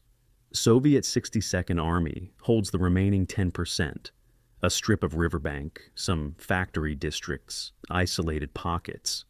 German commanders report to Paulus that one more push will finish Soviet resistance. Paulus reports to Hitler that victory is imminent. Neither man understands what is about to happen. Outside Stalingrad, in sectors German intelligence has assessed as quiet, Soviet forces have spent 2 months massing for counteroffensive. 1 million men, 13,500 artillery pieces, 900 tanks. The preparation is complete. The trap is ready. On November 19th, it will spring shut. The human cost of Stalingrad's urban battle staggers comprehension even amid the Eastern Front's routine atrocities. Buildings become tombs filled with bodies from both sides. Wounded die in basements without medical care. Water comes from bomb craters in the Volga, often contaminated with oil and corpses. Food is whatever can be scavenged from ruins or ferried across the river. Soviet soldiers receive frozen bread and salted fish. Germans receive hardtack and canned meat when supply columns get through. Both sides suffer dysentery, typhus, and malnutrition. Combat continues regardless. Men fight while sick, while starving, while wounded. They fight because stopping means dying. And fighting means dying, but fighting offers the possibility of taking the enemy with you. This is the reality of Stalingrad from September to November. Two armies destroying each other for control of ruins, in a city whose strategic value diminishes even as its symbolic value grows. German casualties in Stalingrad city fighting exceed all previous urban battles. The Wehrmacht lost fewer men capturing Warsaw, Paris, and Belgrade combined than it loses taking 90% of Stalingrad while failing to capture the final 10%. Soviet casualties are higher, far higher. But Soviet strategy accepts casualties as necessary costs. Stalin has reserves. He has replacement divisions. He has Siberian troops still arriving by rail. Germany has what it committed to Russia, minus casualties, with no strategic reserve. Every German division locked into Stalingrad is a division unavailable elsewhere. Every week spent grinding through ruins is a week Soviet forces use to prepare counteroffensives. The battle Hitler and Paulus see as nearly won is actually a strategic disaster unfolding in slow motion. The city itself matters less than what's surrounding it. Romanian and Italian armies on overextended flanks, Soviet forces massing in sectors dismissed as quiet, winter approaching, and German logistics strained beyond sustainability. Stalingrad is becoming not the site of German victory, but the site of German catastrophe. The only question remaining is when the catastrophe begins. November 19th, 1942, 7:20 in the morning. Soviet artillery opens fire north of Stalingrad with a barrage so intense it rivals anything the Eastern Front has yet seen. 4,300 guns and mortars pound Romanian Third Army positions along a 30-mile front. The barrage lasts 80 minutes, systematically obliterating Romanian defensive positions, command posts, and communications. Romanian soldiers huddle in trenches, praying to survive the iron hurricane falling on them. Some trenches take direct hits and cease to exist. Others collapse, burying their defenders. At 8:50, the barrage lifts. Soviet infantry and tanks, Southwestern Front and Don Front, 7 armies, advance through morning fog into Romanian positions. Romanian units, equipped with inadequate anti-tank guns that cannot penetrate Soviet armor, fire until their ammunition exhausts, then break and run. By noon, Soviet forces have penetrated 15 miles into Romanian rear areas. German reserves rush toward the breakthrough, but arrive piecemeal and are overwhelmed. The northern pincer of Operation Uranus is in motion. November 20th, 8 in the morning. The southern pincer launches from positions south of Stalingrad. Stalingrad Front's artillery pounds Romanian 4th Army and German 4th Panzer Army positions. Soviet 5th Mechanized Corps and 4th Mechanized Corps drive northwest, spearheading the offensive. Romanian resistance collapses even faster than in the north. Romanian units, hearing reports of the northern front's collapse, assume they too are doomed and retreat before Soviet forces fully engage them. German units attempt to hold defensive positions, but lack sufficient strength to stop the Soviet armor flood. Soviet operational planning, refined through 2 years of catastrophic failures, now demonstrates newfound sophistication. Tank corps bypass German strongpoints, leaving infantry to reduce them while armor races toward operational objectives. The goal is not to fight every battle, but to encircle the enemy by reaching the meeting point with the northern pincer. At Paulus's 6th Army headquarters in Stalingrad, initial reports are dismissed as exaggerations. Romanian troops are known to panic easily. German reserves will stabilize the situation. Everything is under control. November 21st, Soviet spearheads drive toward Kalach-on-Don, the bridge town 50 miles west of Stalingrad, where German supply lines cross the Don River. Paulus begins to understand the scale of disaster unfolding. His flanks have collapsed. Soviet forces are behind him, racing to cut his supply lines. He requests permission from Army Group headquarters to break out of Stalingrad while escape is still possible. His chief of staff, Major General Arthur Schmidt, argues for holding position, insisting that breakout would mean abandoning wounded and heavy equipment. The debate continues through the day while Soviet pincers converge. At Hitler's headquarters in East Prussia, senior officers study maps showing Soviet penetrations and reach the obvious conclusion: 6th Army must withdraw immediately. But Hitler refuses to see them. He is meeting with Albert Speer discussing armaments production. When finally briefed on the situation that evening, Hitler's response is instant and unambiguous.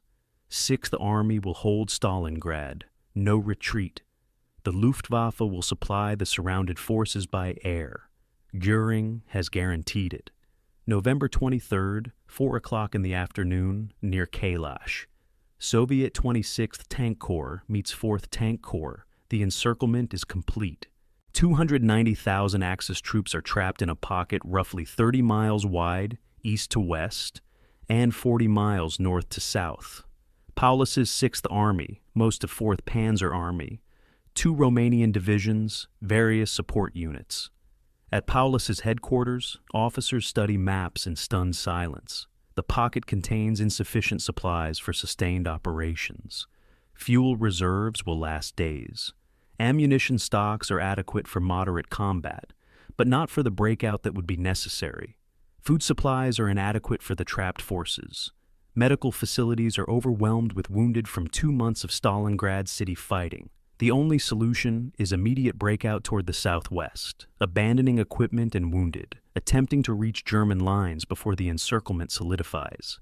Paulus drafts the order, then receives Hitler's command: hold Fortress Stalingrad, fight in place, await relief. Paulus, a loyal officer who has never disobeyed orders, complies. The death sentence for 6th Army has been signed. Hermann Göring, Reich Marshal and Luftwaffe commander, promises Hitler that German air transport can deliver 500 tons of supplies daily to the encircled 6th Army. His staff officers are horrified. They calculate minimum requirements. 6th Army needs 700 tons per day to sustain operations. Food, ammunition, fuel, medical supplies, winter clothing. 500 tons is insufficient, and even achieving 500 tons daily would require Herculean efforts. Göring waves away objections. He cites the successful Demyansk airlift earlier in 1942, when the Luftwaffe supplied 100,000 encircled troops for 3 months. But Demyansk was smaller, closer to German airfields, and faced weaker Soviet defenses. Stalingrad pocket is larger, further from bases, and surrounded by intensifying Soviet anti-aircraft and fighter defenses. Transport aircraft will fly through Soviet fighters and flak to reach primitive airfields inside the pocket in winter weather under constant bombardment. Göring's promise is fantasy disguised as confidence.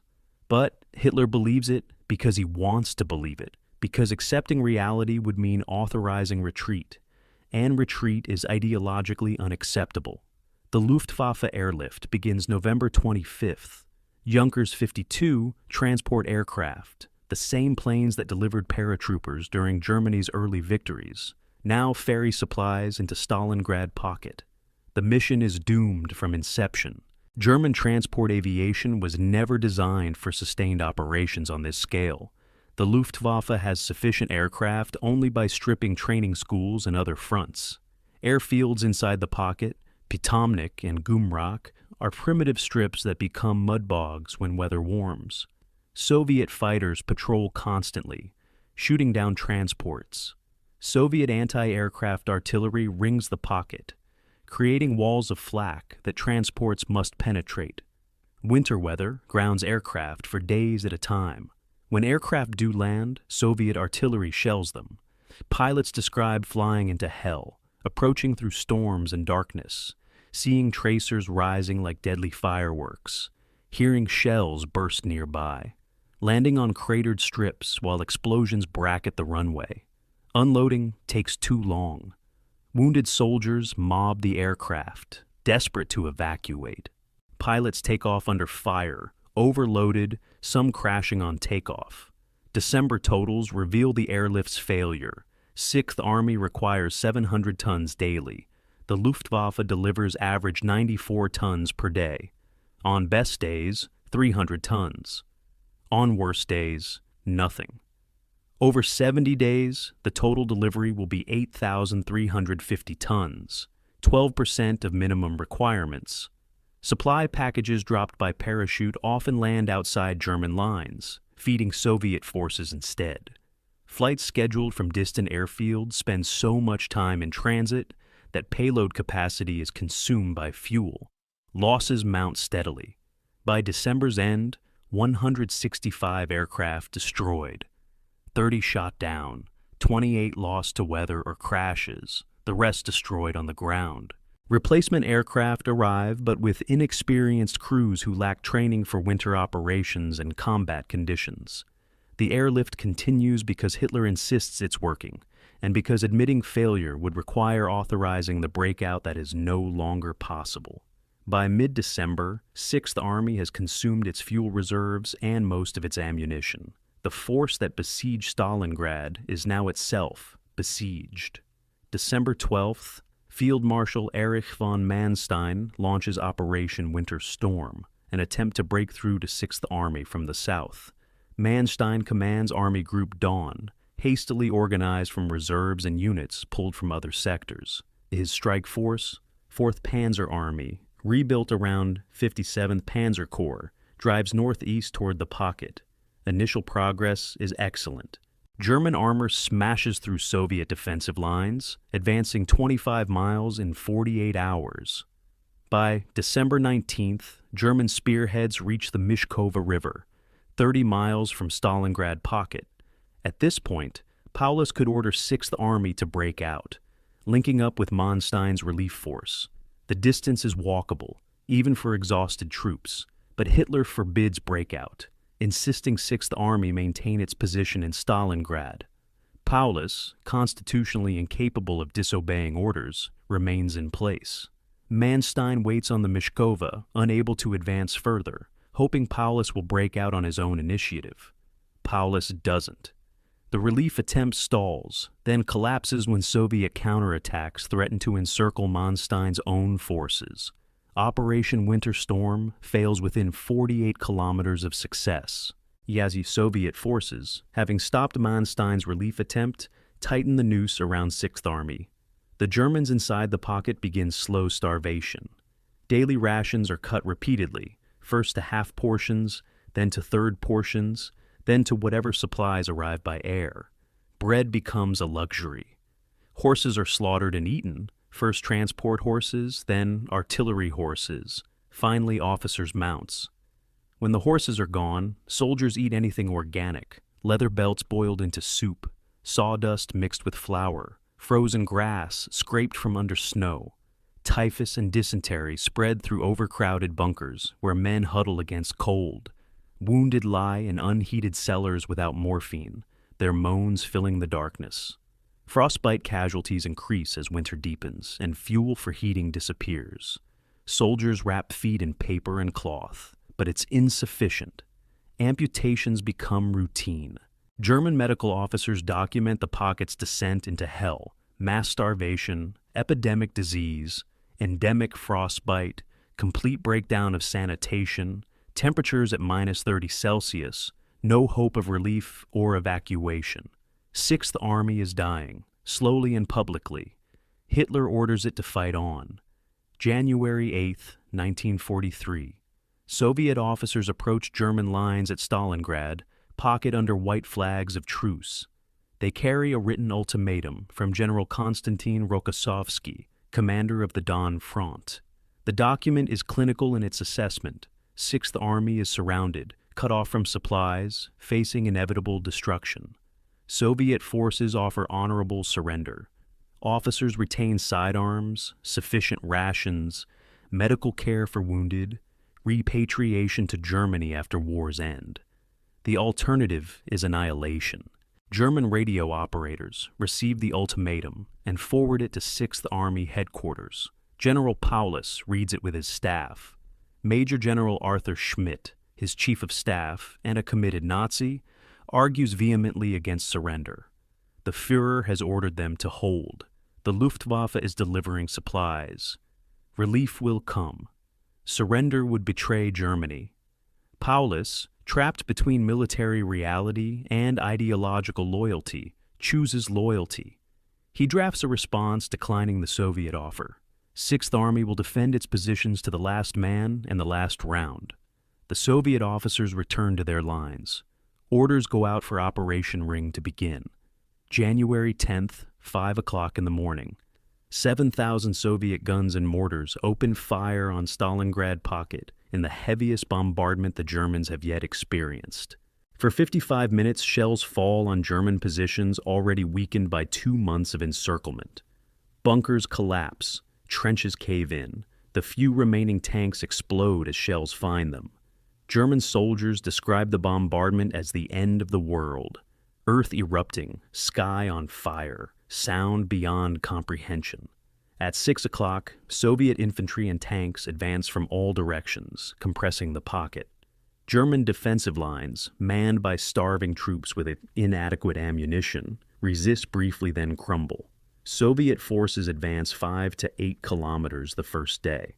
German units retreat toward the center of the pocket, abandoning positions, equipment, wounded who cannot walk.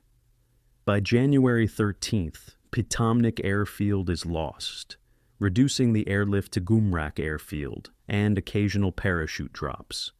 The pocket shrinks daily.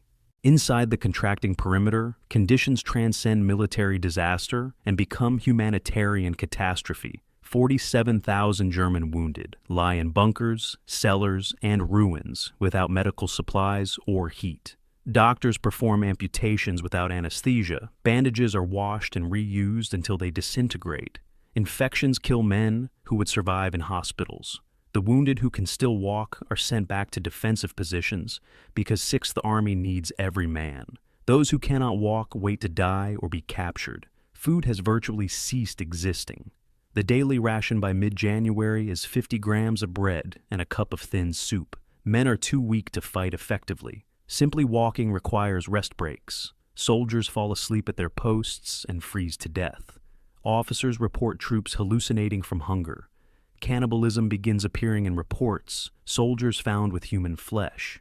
NKVD-style discipline emerges. German officers execute men for defeatism or unauthorized retreat.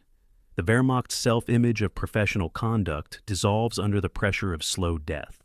January 22nd.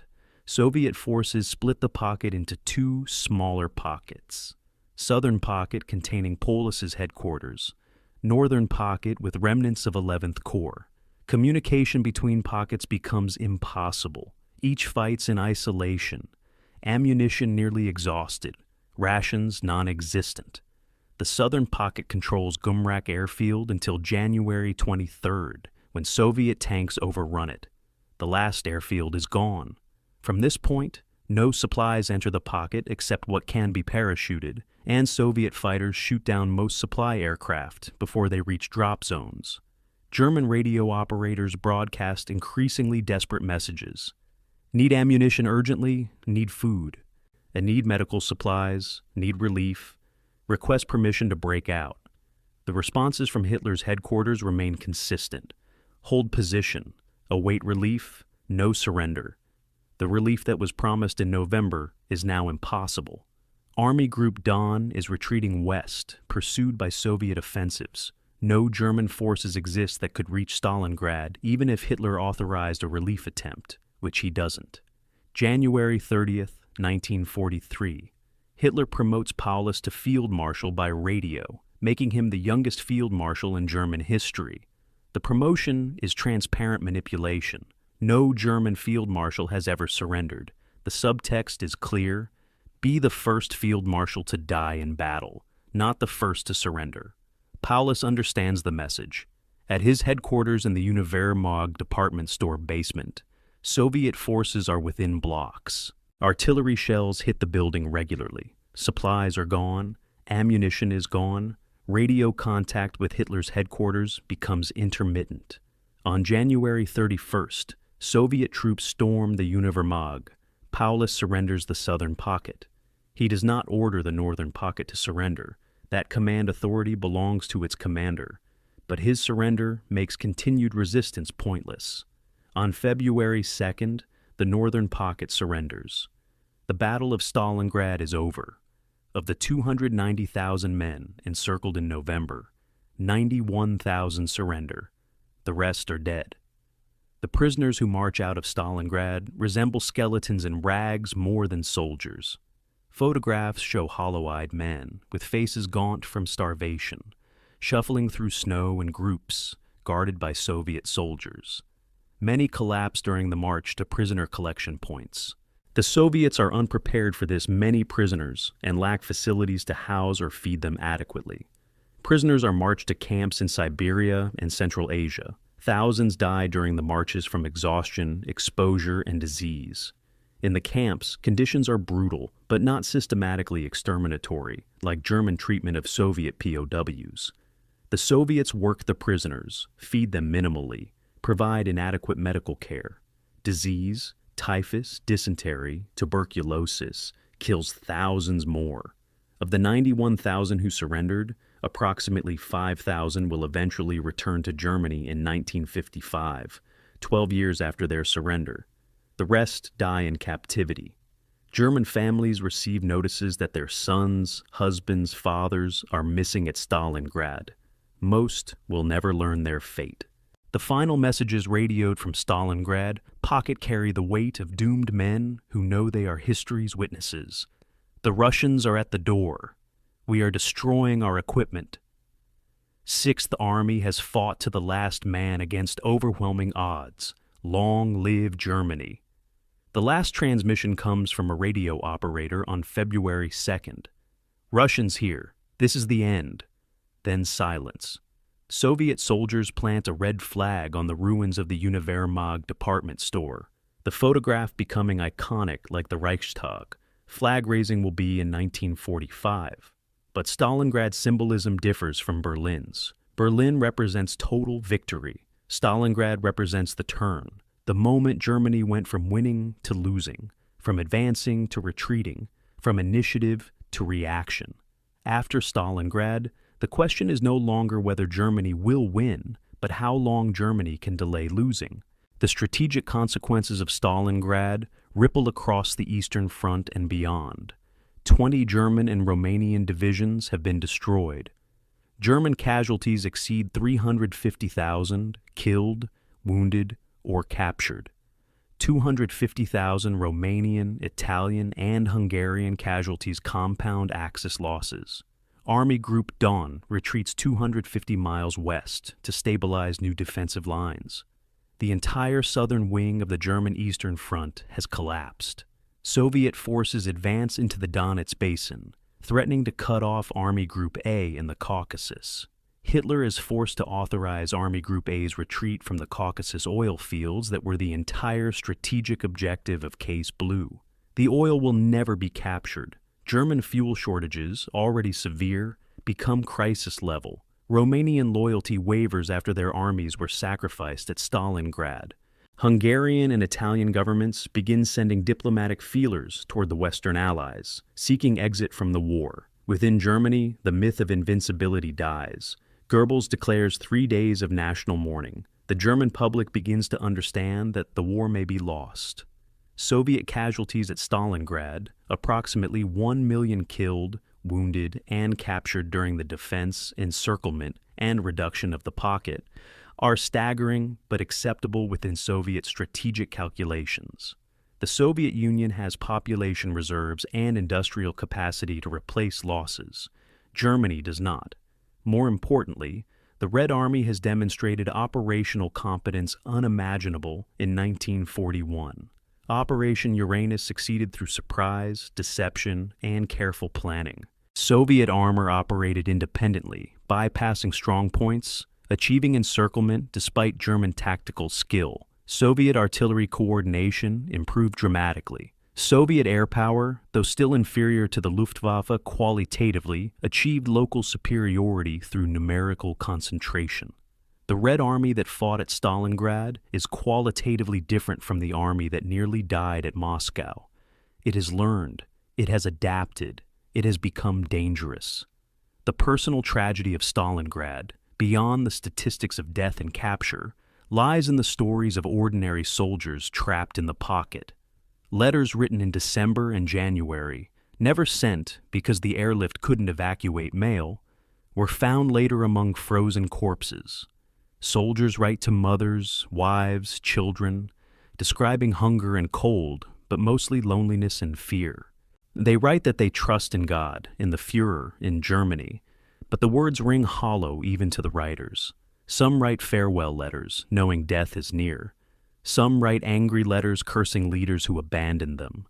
Some simply describe daily existence, scraping frozen grass for soup, burning furniture for warmth, watching comrades die. These letters survived the war and were later published, providing testimony to what happens when ideology overrides military sense. Stalingrad's lesson is simple. When dictators make military decisions based on prestige rather than reality, soldiers pay the price in suffering and death on scales that defy imagination.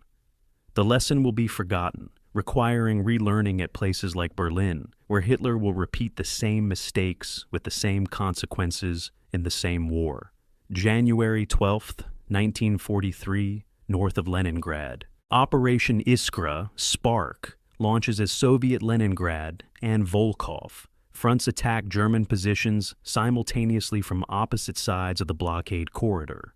The plan is elegant in its directness. Punch through German defenses, meet in the middle, open a land corridor to Leningrad.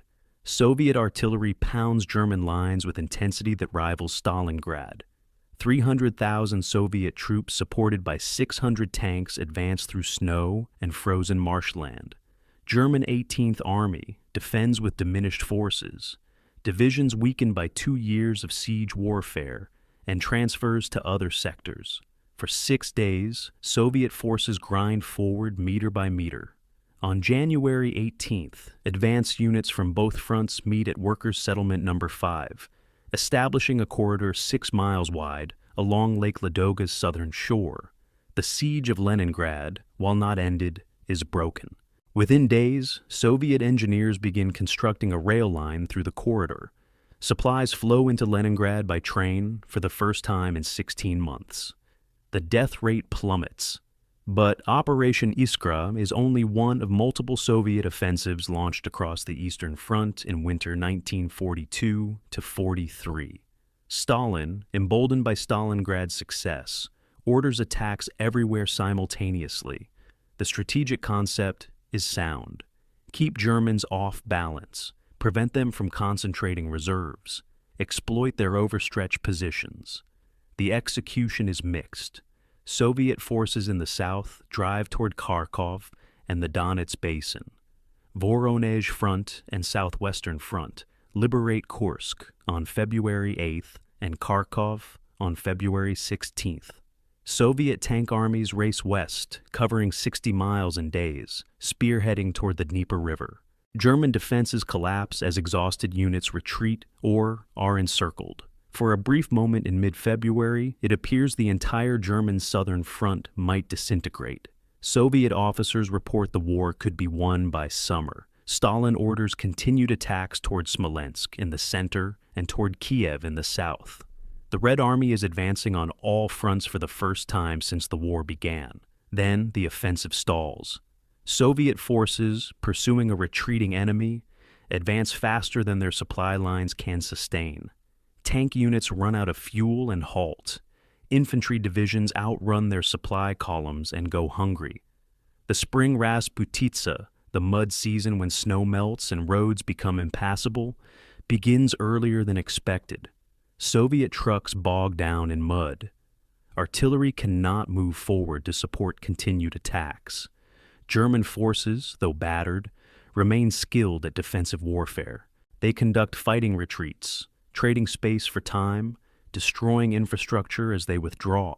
More importantly, Field Marshal Erich von Manstein, commanding newly formed Army Group South, recognizes the Soviet overextension and prepares a counterstroke. He requests permission to conduct a mobile defense, retreating when necessary, then counterattacking when Soviet spearheads stretch too far. Hitler, surprisingly, grants permission. Manstein begins concentrating reserves south of Kharkov, assembling SS Panzer divisions transferred from France. February 20th, Manstein's counterstroke begins. German armor strikes the southern flank of Soviet southwestern front, which has advanced 200 miles beyond supporting units. Soviet commanders, surprised by sudden German attacks after weeks of retreat, attempt to halt and reorganize. Too late. German panzers, demonstrating the tactical skill that made them feared in 1941 and 42, execute textbook encirclements on smaller scale than German offensives of previous years, but just as deadly to the units caught. 3 Soviet tank armies are mauled and retreat in disorder. Mobile Group Popov, an elite mechanized formation, is nearly destroyed. By early March, German forces recapture Kharkov in the Third Battle of Kharkov. The city changes hands for the 4th time in 15 months. The German counteroffensive demonstrates that, while the Wehrmacht can no longer win the war, it remains capable of winning battles, especially when Soviet commanders overreach.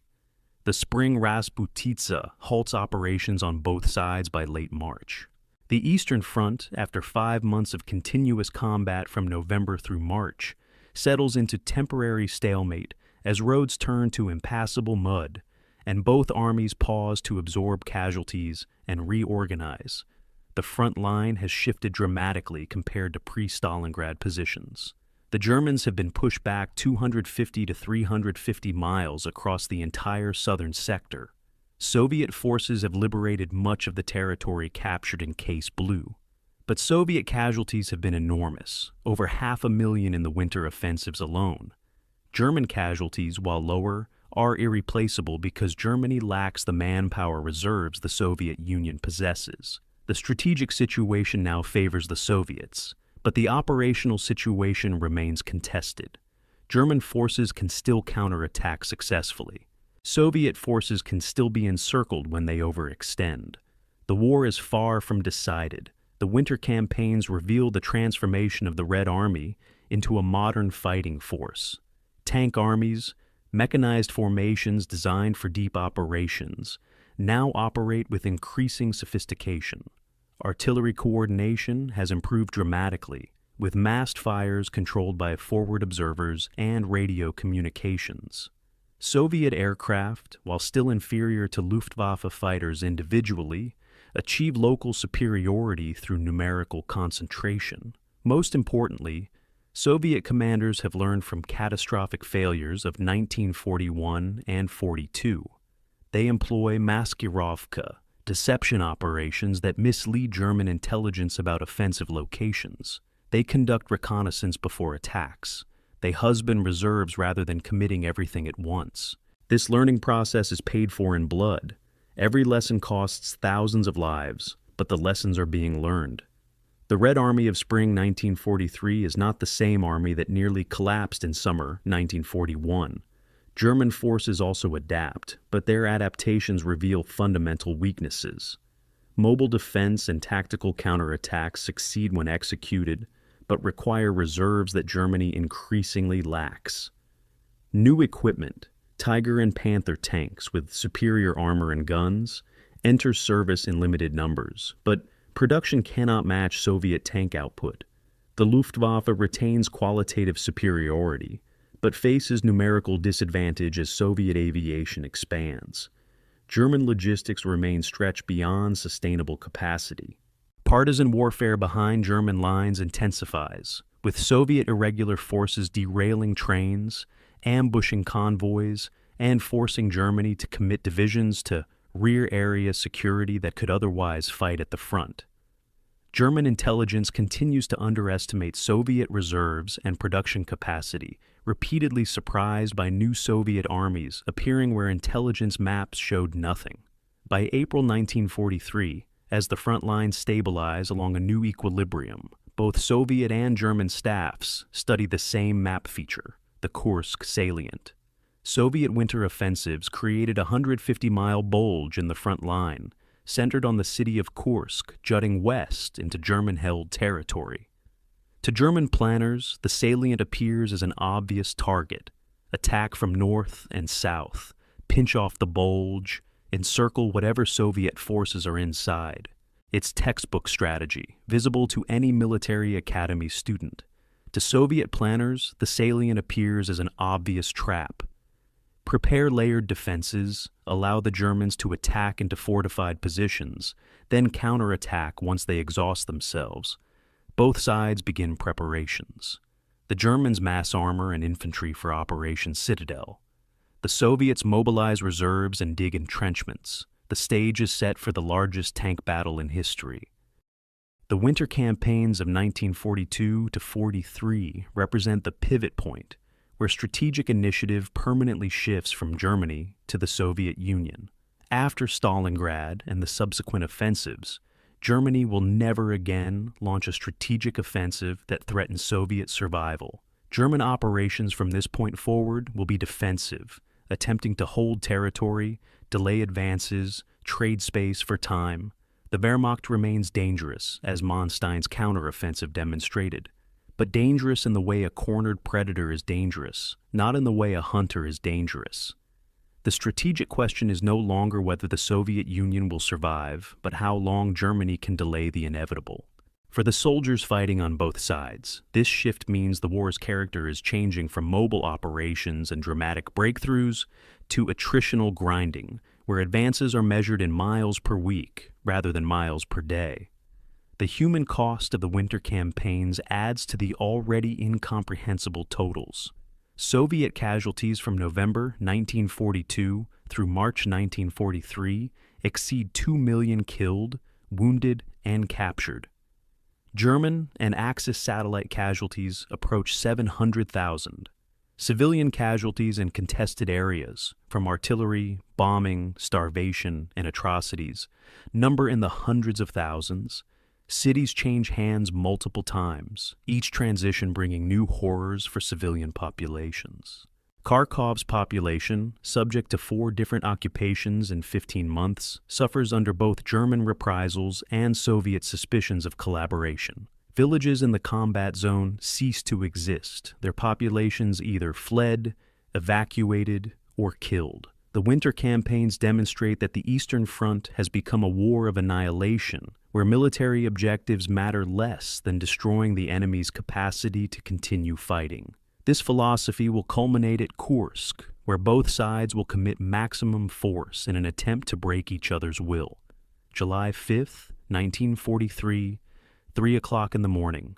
Soviet artillery batteries north and south of the Kursk. Salient open fire on German assembly areas in a preemptive bombardment. Soviet intelligence, fed by the Lucy spy ring in Switzerland and confirmed by partisan reconnaissance, has provided the exact date and time of the German offensive. Stalin knows Operation Citadel will begin at dawn. He orders his artillery to strike first. For 30 minutes, Soviet shells fall on German positions, where tanks and infantry are preparing for attack. The Germans, shocked by the bombardment but undeterred, launch Operation Citadel at 5 o'clock anyway. 900,000 German troops, 2,700 tanks, including 146 Tigers and 200 Panthers, 10,000 artillery pieces. The largest armored offensive in history begins advancing into defenses that have been prepared for 3 months specifically to stop it. The element of surprise, the foundation of Blitzkrieg doctrine, is gone before the first tank moves. The German plan is straightforward. Army Group Center attacks from the north under Field Marshal Günther von Kluge, 9th Army commanded by General Walter Model, driving south. Army Group South attacks from the south under Field Marshal Erich von Manstein, 4th Panzer Army, and Army Detachment Kempf, driving north. The two pincers will meet east of Kursk, encircling Soviet Central and Voronezh fronts. On paper, the plan follows the successful template of previous encirclements. In practice, the Germans are attacking into the most sophisticated defensive system ever constructed. Soviet engineers have built 8 defensive belts in depth, stretching back 100 miles. Each belt contains trenches, anti-tank ditches, minefields, artillery positions, and infantry strongpoints. 400,000 mines have been laid in the northern sector alone. Soviet defenders have pre-sighted artillery on every likely avenue of advance. They have dug in tanks as stationary gun positions. They have created killing zones where interlocking fields of fire ensure any attacker will be caught in crossfire from multiple directions. The northern pincer, Model's 9th Army, advances into a nightmare. German armor crosses the first Soviet defensive belt, but immediately encounters the second, then the third. Soviet defenders allowed German infantry to advance, then counterattack to cut them off from supporting armor. German Tigers and Ferdinands, new heavy tank destroyers with 200mm frontal armor, prove nearly invulnerable to Soviet anti-tank guns, but are too slow and mechanical failures plague them. Soviet defenders target tracks and engine compartments with artillery.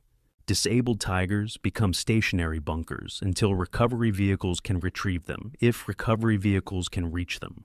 By July 7th, 9th Army has penetrated 10 miles at maximum effort, but has not broken through Soviet defenses.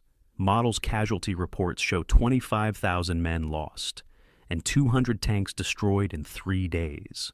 The advance rate is unsustainable. Soviet reserves continue to arrive, feeding fresh divisions into defensive positions. The southern pincer achieves deeper penetration. Manstein's forces, spearheaded by QSS Panzer Corps, drive through the first 3 Soviet defensive belts by July 8th. The Germans employ new tactics to cope with Soviet defenses. Combined arms teams of tanks, infantry, and engineers working together to reduce strong points. Air support concentrated on narrow breakthrough sectors. Night operations to avoid Soviet artillery observers. It works, but slowly and at terrible cost. Every mile gained costs hundreds of casualties and dozens of tanks. Soviet defenders fight from prepared positions, inflicting maximum casualties before withdrawing to the next defensive line. Soviet artillery pounds German assembly areas and supply columns. Soviet air power, numerically superior, if qualitatively inferior, achieves local air superiority through sheer numbers of aircraft. German logistics struggle to keep pace with advancing spearheads as Soviet partisans attack supply lines. July 12th, Prokhorovka. The largest tank engagement in history occurs as German 2 SS Panzer Corps collides with Soviet 5th Guards Tank Army. 800 Soviet tanks, mostly T-34s, attack 400 German tanks, including Tigers and Panthers. The battle becomes a swirling melee where technological superiority becomes irrelevant and numbers dominate. Soviet commanders order tanks to close to point-blank range where German long-range gun advantages disappear, and Soviet maneuverability matters more than German armor thickness. Tank battles at ranges measured in meters, crews bailing out of burning vehicles, smoke so thick visibility drops to nothing. Explosions and fire transforming the battlefield into apocalyptic chaos. By evening, both sides are exhausted. Soviet losses are catastrophic. 400 tanks destroyed or damaged. Losses approaching 70% of 5th Guards Tank Army. German losses are lighter, about 70 tanks destroyed, but the strategic outcome favors the Soviets. The German advance is stopped. Prokhorovka becomes the high water mark of Operation Citadel. July 13th, Hitler summons his field marshals to his East Prussia headquarters and cancels Operation Citadel. The official reason is the Allied landing in Sicily on July 10th, requiring transfer of German divisions to Italy. The real reason is that Citadel has failed to achieve its objectives. After 8 days of maximum effort, German forces have penetrated Soviet defenses, but have not broken through, have not encircled significant Soviet forces, have not achieved the decisive victory that would justify the enormous casualties. German tank losses exceed 30% of committed armor. Infantry divisions are bled white. Soviet reserves continue to arrive, while German reserves are exhausted. Continuing the offensive would result in mutual destruction without strategic gain. For the first time in the war, a German offensive is called off not because it succeeded, but because it failed. The psychological impact on German troops is devastating. They fought bravely, achieved tactical successes, and still lost. If maximum effort at optimal conditions cannot break Soviet defenses, what can? The Soviet counteroffensives begin immediately. Operation Kutuzov strikes the northern flank of the Kursk salient on July 12th, forcing German Ninth Army to retreat to defend its bases. Operation Polkovodets-Rumyantsev strikes the southern flank on August 3rd, driving toward Kharkov. Soviet operational planning demonstrates newfound sophistication. Rather than attacking the obvious targets, the German forces inside the Kursk salient, they attack the flanks and rear areas, threatening encirclement and forcing German withdrawals. The Germans conduct fighting retreats, bloody Soviet spearheads, exact heavy casualties, but cannot stop the advance. By August 5th, Soviet forces have pushed German armies back to approximately their pre-Citadel positions. By August 23rd, Kharkov, the city that changed hands 4 times, falls to Soviet forces for the final time. The Eastern Front is in motion again, and the motion is exclusively westward. Kursk reveals fundamental shifts in the military balance. The Red Army now possesses sufficient artillery to destroy German concentrations through mass fire. Soviet tank production, over 1,000 T-34s per month, replaces losses faster than Germany can inflict them. Soviet infantry, while still suffering horrific casualties, fights with increasing competence. Soviet air power achieves numerical superiority that compensates for qualitative inferiority. Most critically, Soviet operational planning has matured to the point where Soviet commanders can outthink their German counterparts. The Maskirovka operations that concealed the true strength of Kursk's defenses, the intelligence penetration that revealed German plans, the decision to fight a defensive battle rather than attempt a preemptive offensive, all demonstrate strategic sophistication that would have been impossible in 1941 or even 1942. The German response to Kursk demonstrates the Wehrmacht's growing desperation. New weapons, Tiger and Panther tanks, Ferdinand tank destroyers, enter combat before testing is complete. Mechanical failures plague the new designs. Panthers suffer engine fires. Ferdinands lack machine guns for close-in defense and become vulnerable to Soviet infantry. German industry cannot produce these complex designs in sufficient numbers to replace losses. Meanwhile, Soviet industry produces simpler, more reliable vehicles in vastly greater numbers. The T-34, with its diesel engine and sloped armor, proves superior to German medium tanks, and nearly equal to German heavy tanks, while being far easier to manufacture and maintain. The industrial war, productive capacity multiplied by time, increasingly favors the Soviet Union. German tactical excellence still wins battles, but cannot overcome strategic mathematics. The human cost of Kursk continues the Eastern Front's pattern of casualties that beggar comprehension. Soviet casualties exceed 800,000 killed, wounded, and captured during Citadel and the subsequent counteroffensives. German casualties approach 200,000. Civilian casualties in the combat zone add tens of thousands more. Villages are destroyed. Farmland is cratered and mined. The Kursk region, contested for months, becomes a landscape of destruction where reconstruction will take years. Yet, for all the death and devastation, Kursk matters because it represents an irreversible shift. After Kursk, Germany will never again attempt a strategic offensive on the Eastern Front. Every subsequent German operation will be reactive: counterattacks, defensive stands, fighting retreats. The initiative has passed permanently to the Soviet Union.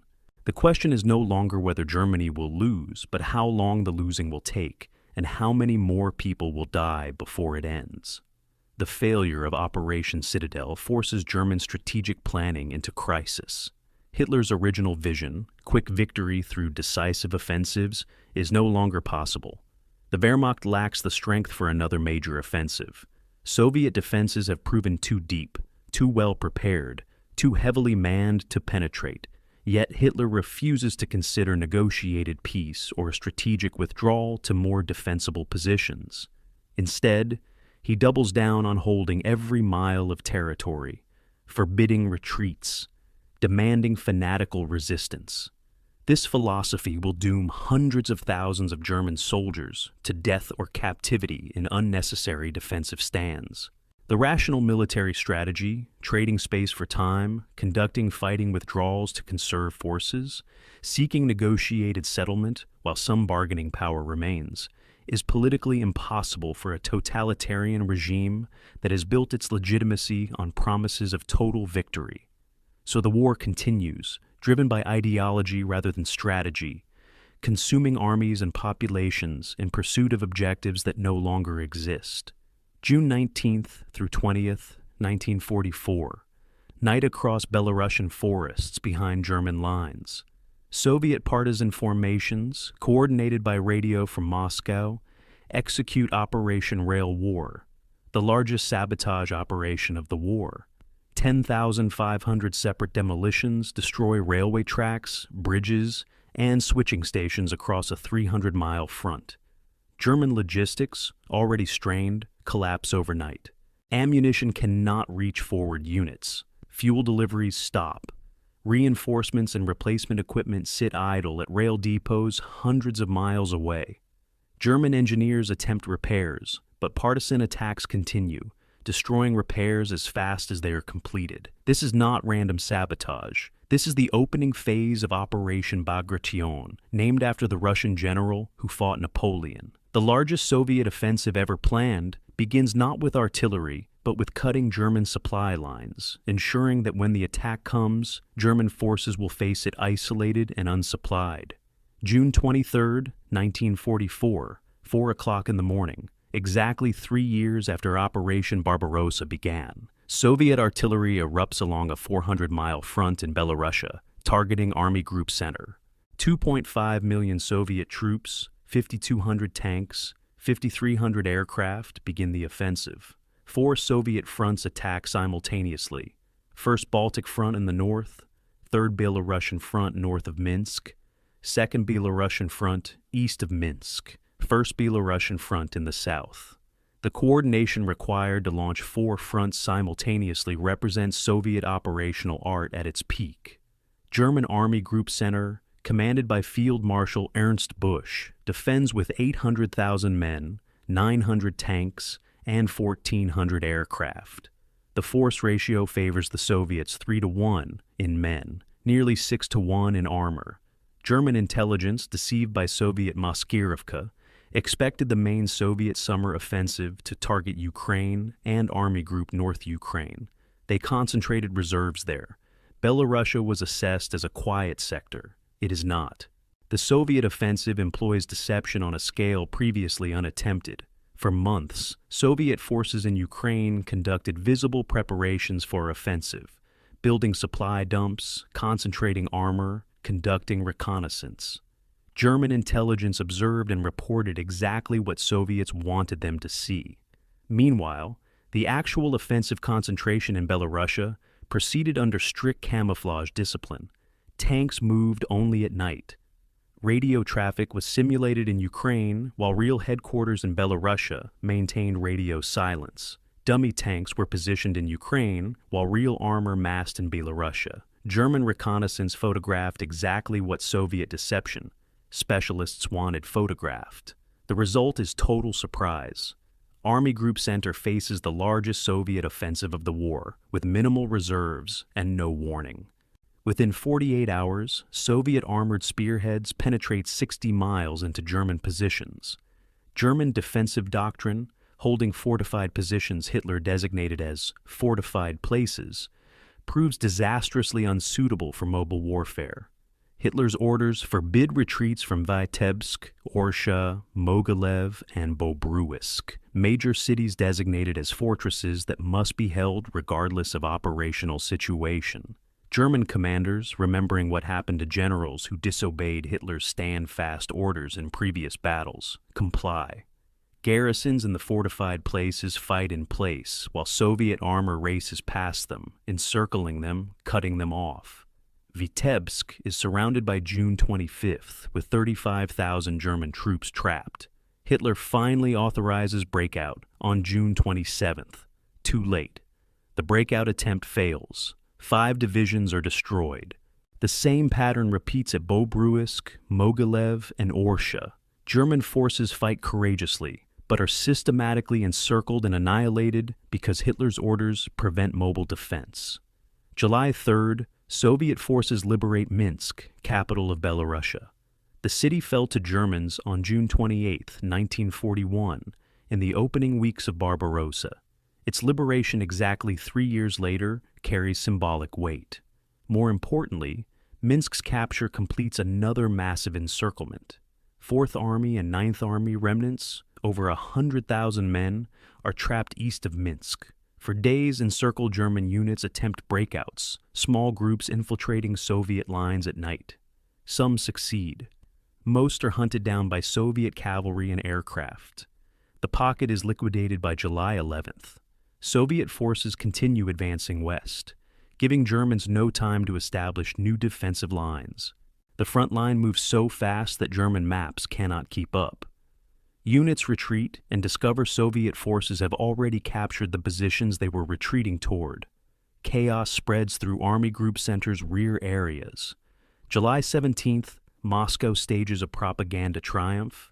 57,000 German prisoners from Bagration encirclements are marched through Moscow streets in organized columns. Soviet citizens line the streets, watching their enemies parade past under guard. The symbolism is calculated. 3 years ago, German armies marched toward Moscow as conquerors. Now, German soldiers march through Moscow as prisoners. Newsreel cameras film the procession for distribution worldwide. Stalin wants the world to see German defeat on display. After the prisoners pass, street cleaning crews wash the pavement, a gesture suggesting even the prisoners' presence contaminated the city.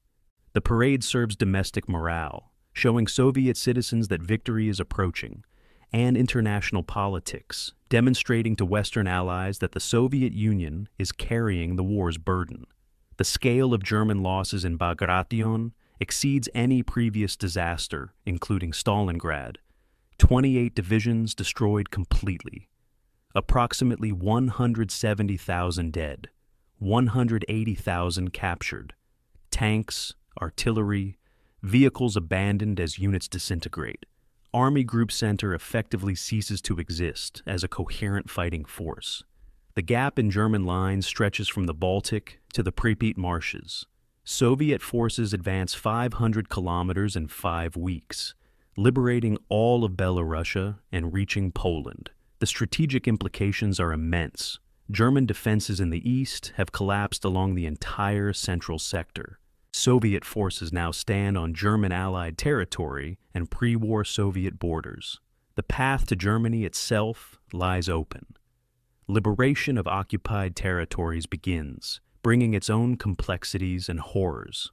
Bagration coincides with the Western Allies' Normandy campaign, creating the two-front war Germany has feared since 1939. On June 6th, Allied forces landed in Normandy. By late June, they are breaking out of their beachhead. Germany faces simultaneous offensives east and west, and lacks reserves to stop either. Hitler's insistence on holding every inch of territory means German forces cannot conduct strategic withdrawals to more defensible positions. They must fight where they stand, be encircled, and be destroyed. The Wehrmacht's tactical skill remains high. German units continue to exact heavy casualties on Soviet attackers, but tactical skill cannot compensate for strategic collapse. Germany is being crushed between Soviet anvil and Western Allied hammer. The liberation of Belarusia reveals the full horror of German occupation.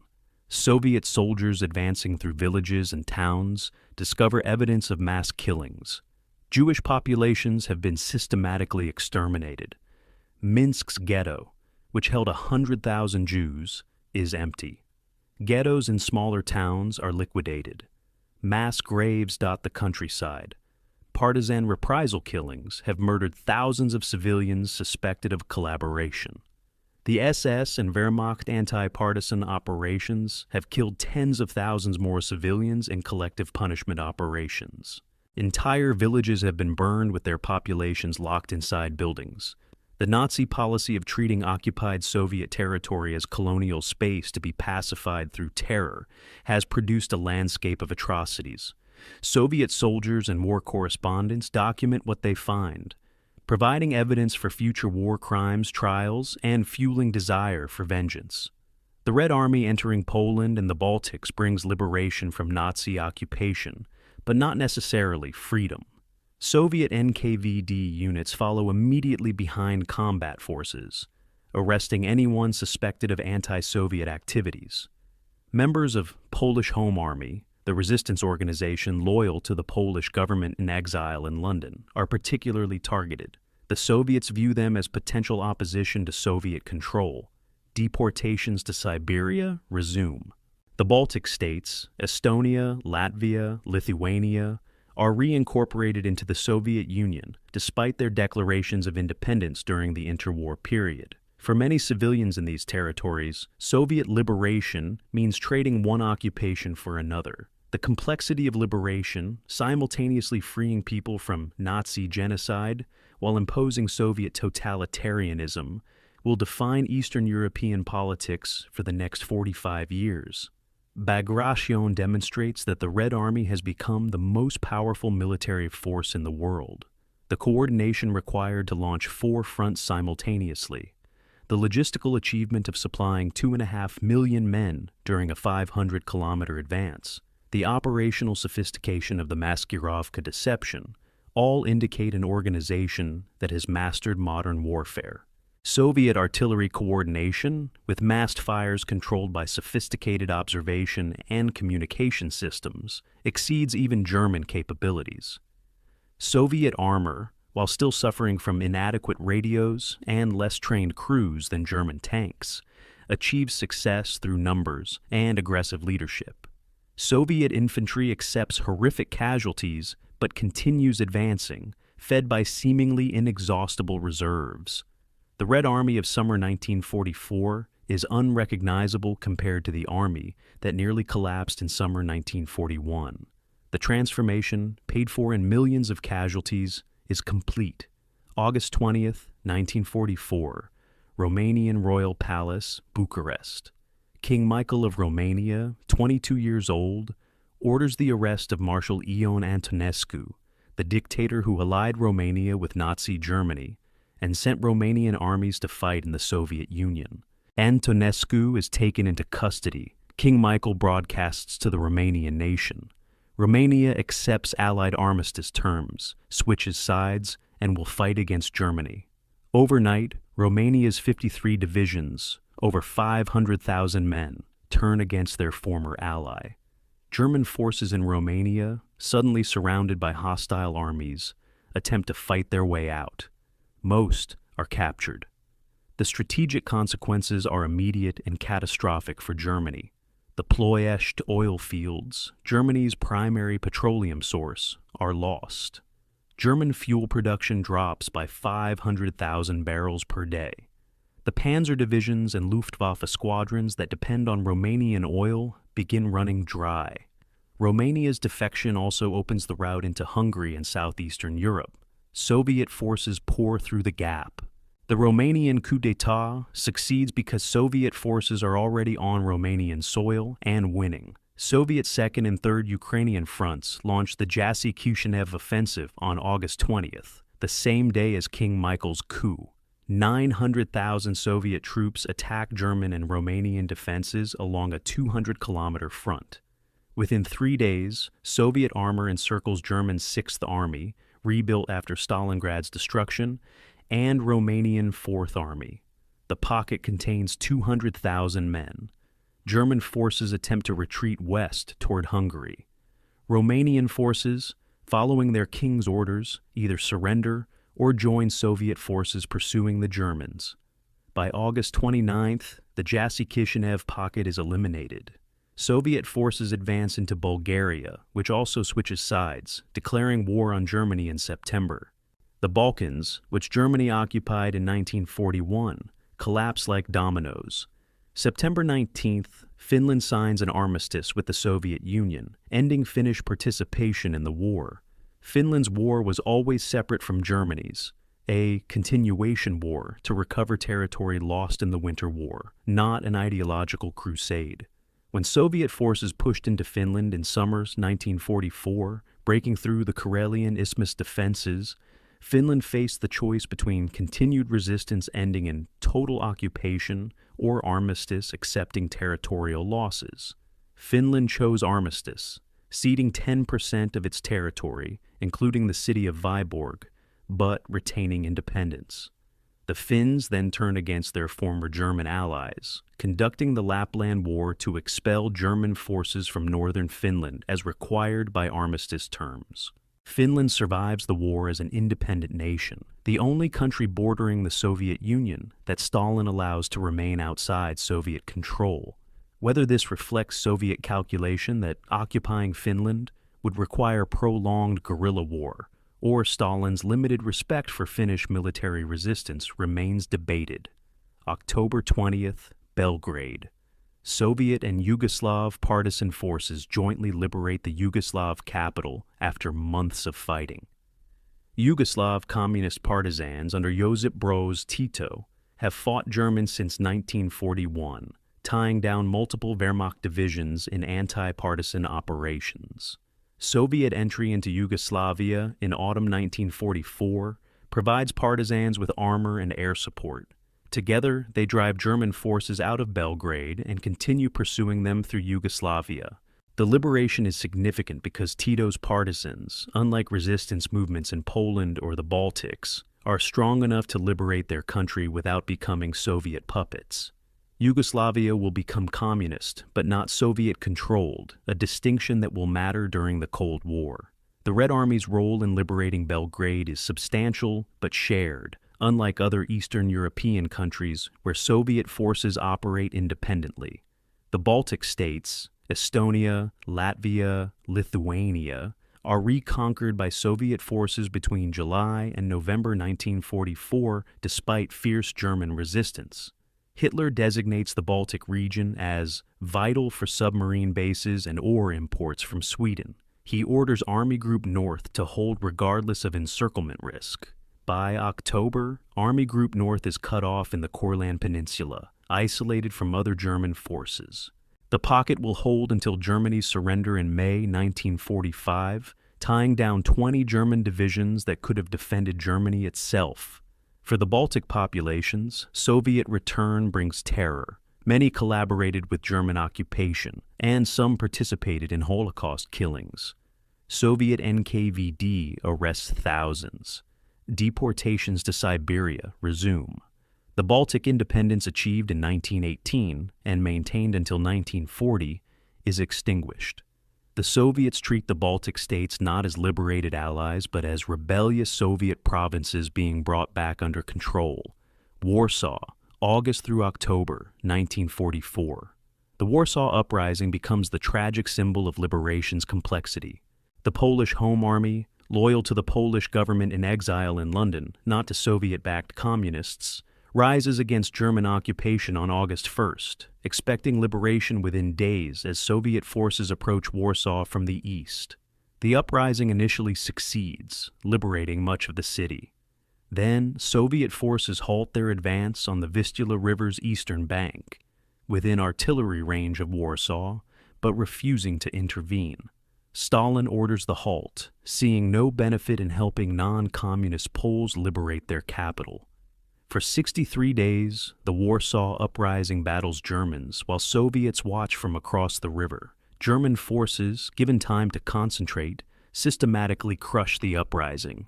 200,000 Polish civilians are killed. The city is razed. When Soviet forces finally enter Warsaw in January 1945, they find ruins and a destroyed resistance movement that might have opposed Soviet control. The debate over why Stalin halted outside Warsaw generates controversy that persists decades later. Soviet apologists claim military necessity. Armies needed to consolidate supply lines and prepare for renewed offensive. Critics argue Stalin deliberately allowed the Home Army's destruction to eliminate potential opposition to Soviet control. The evidence suggests both factors played roles. Soviet forces were operationally exhausted after Bagration's 500-kilometer advance, but Stalin also refused Western Allied requests to airdrop supplies to Warsaw insurgents, and Soviet forces prevented American aircraft from using Soviet airfields to support the uprising. The decision to halt, whatever its military justification, had convenient political consequences for Soviet aims in Poland. The Home Army's destruction cleared the path for a Soviet-controlled communist government in Poland. Hungary becomes the site of the war's longest urban siege after Stalingrad. Soviet forces enter Hungary in October 1944, driving toward Budapest. Hungarian leader Admiral Horthy attempts to negotiate armistice with the Soviets in mid-October. Hitler responds with Operation Panzerfaust, kidnapping Horthy's son and forcing Horthy's resignation. A pro-Nazi Hungarian government takes power and continues fighting. Soviet forces encircle Budapest in late December. The siege lasts until February 13th, 1945, 102 days. Hungarian and German forces defend the city in house-to-house combat that destroys 80% of buildings. 38,000 civilians die. The Danube freezes, and desperate breakout attempts cross the ice under fire. Budapest's fall completes Soviet control of southeastern Europe and opens the route to Vienna and southern Germany. The forgotten fronts, Balkans, Baltics, Finland, matter because they demonstrate the war's complexity beyond the dramatic battles of Stalingrad and Berlin. While attention focuses on the direct drive toward Germany, the Red Army operates simultaneously on multiple fronts, separated by hundreds of miles. The logistical achievement of supplying offensives from the Black Sea to the Baltic, while maintaining the central push through Poland, defies easy comprehension. Soviet military leadership coordinates operations across a 2,000-kilometer front, moving millions of men, thousands of tanks, and tens of thousands of supply trucks through territories devastated by war. The success of these operations reflects organizational competence that would have been impossible earlier in the war. The political consequences of liberation define post-war Europe. Countries liberated by Soviet forces will become Soviet satellites with communist governments. Countries liberated by Western allies will become democracies aligned with the West. The division of Europe into spheres of influence is determined not by diplomatic negotiations, but by military facts on the ground. Where Soviet armies stop becomes the Iron Curtain. Stalin understands this. Churchill understands this. Roosevelt understands this less clearly. The race for Berlin matters not primarily for military reasons. Germany is doomed regardless of who captures the capital, but for political reasons. Who controls territory at war's end will control the territory's political future. This reality drives both Soviet urgency to advance and Western Allied calculations about where to commit forces. The forgotten fronts are where Stalin's post-war empire is built, one liberated country at a time. January 12, 1945, 5 o'clock in the morning. Soviet artillery erupts along the Vistula River in the largest bombardment of the war. 9,000 guns and mortars fire simultaneously along a 400-kilometer front. The barrage lasts 2 hours, systematically destroying German defensive positions prepared over months. Then 2.2 million Soviet troops, 6 fronts coordinated in the greatest offensive operation ever mounted, advance westward from the Vistula toward the Oder River and Germany itself. The Vistula-Oder offensive aims to cover 300 miles in 3 weeks, liberating Poland and reaching Germany's pre-war borders. German defenses, weakened by transfers to contain the Ardennes offensive in the west and the defense of Budapest in the south, collapse within hours. Soviet tank armies exploit the breakthrough, racing west at speeds that recall the German advances of 1941, but now in reverse. First Belarusian Front, commanded by Marshal Georgy Zhukov, attacks from the Warsaw bridgehead. Warsaw, destroyed during the uprising and abandoned by Germans, falls to Soviet forces on January 17th. The city is ruins, 85% of buildings demolished systematically by German demolition teams after crushing the uprising. Soviet soldiers advance through a necropolis of rubble and frozen corpses. Warsaw's pre-war population of 1.3 million has been reduced to less than 200,000 survivors. The liberation brings no celebration because there is almost nothing left to liberate. Polish communists brought in by Soviet forces establish a provisional government under Soviet protection. The Polish government in exile in London protests but has no power to affect events. Poland's fate is being decided by Soviet armies and Soviet political commissars, not by Polish wishes.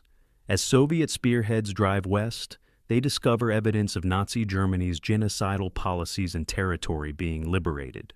January 27th, Soviet forces reach Auschwitz concentration camp complex in southern Poland. The Germans have evacuated most prisoners westward in death marches, but 7,000 remain, too sick or weak to move. Soviet soldiers find emaciated survivors, warehouses full of human hair and personal belongings, crematoria and gas chambers, detailed records of industrial-scale murder. Over 1 million people, predominantly Jews, were murdered at Auschwitz. The liberating Soviet troops, hardened by 4 years of brutal warfare, are shocked by what they discover. Soviet war correspondents document the camps. Photographs and newsreels show the world the reality of the Holocaust. The discoveries at Auschwitz and other camps liberated by Soviet forces provide irrefutable evidence of Nazi crimes that will be used in post-war trials. Soviet advance rates are unprecedented. Tank armies cover 15 to 20 miles per day, sustained over weeks. German defensive lines are overrun before they can be fully manned. Supply columns are captured intact. Airfields are seized with aircraft still on the ground. The speed reflects improved Soviet logistics, better training, superior equipment, and German exhaustion. 4th Panzer Army disintegrates. 9th Army retreats in chaos. Army Group A, responsible for defending Poland, effectively ceases to exist as a coherent force. By late January, Soviet forces have advanced 300 miles, reaching the Oder River, only 40 miles from Berlin. The speed shocks even Soviet leadership. Stalin orders armies to pause and consolidate, fearing overextension. But for 2 weeks in January 1945, it appeared Soviet forces might drive directly to Berlin and end the war. The civilian cost of the Soviet advance is catastrophic. German civilians in East Prussia, Pomerania, and Silesia flee westward ahead of Soviet armies, driven by propaganda warnings of Soviet revenge and by accurate reports of atrocities. 2 to 3 million German civilians take to the roads in winter, creating refugee columns that stretch for miles. They travel by wagon, on foot, carrying what possessions they can. Soviet forces overtake many columns. Atrocities occur. Massacres of civilians, mass rape of women, looting and destruction of property. Soviet soldiers, after 4 years of German brutality in their homeland, seek revenge. Officers sometimes stop atrocities, sometimes participate, sometimes look away. The scale of sexual violence is vast. Estimates range from hundreds of thousands to 2 million German women raped by Soviet soldiers. The crimes create lasting trauma and fuel German narratives of Soviet barbarism for generations. January 30th, the Wilhelm Gustloff, a German cruise ship converted to refugee transport, departs Gdynia in Poland, carrying over 10,000 refugees and wounded soldiers, fleeing by sea to escape the Soviet advance. Soviet submarine S-13 torpedoes the ship in the Baltic. The Wilhelm Gustloff sinks in 45 minutes in freezing water. Over 9,000 people drown, 6 times the death toll of the Titanic. It is the deadliest maritime disaster in history. Most victims are civilians, many children. The sinking receives little attention during the war and remains obscure afterward, overshadowed by other tragedies. but it represents the fate awaiting German civilians caught by the Soviet advance. Death by freezing, drowning, shooting, or in camps where conditions will kill many prisoners. Soviet forces reach the Oder River and establish bridgeheads on the western bank by February 1st. Zhukov's forces hold positions at Kustrin, 40 miles from Berlin. To the south, 1st Ukrainian Front under Marshal Ivan Konev reaches the Oder near Breslau. German defenses stiffen along the Oder, reinforced by divisions transferred from the west.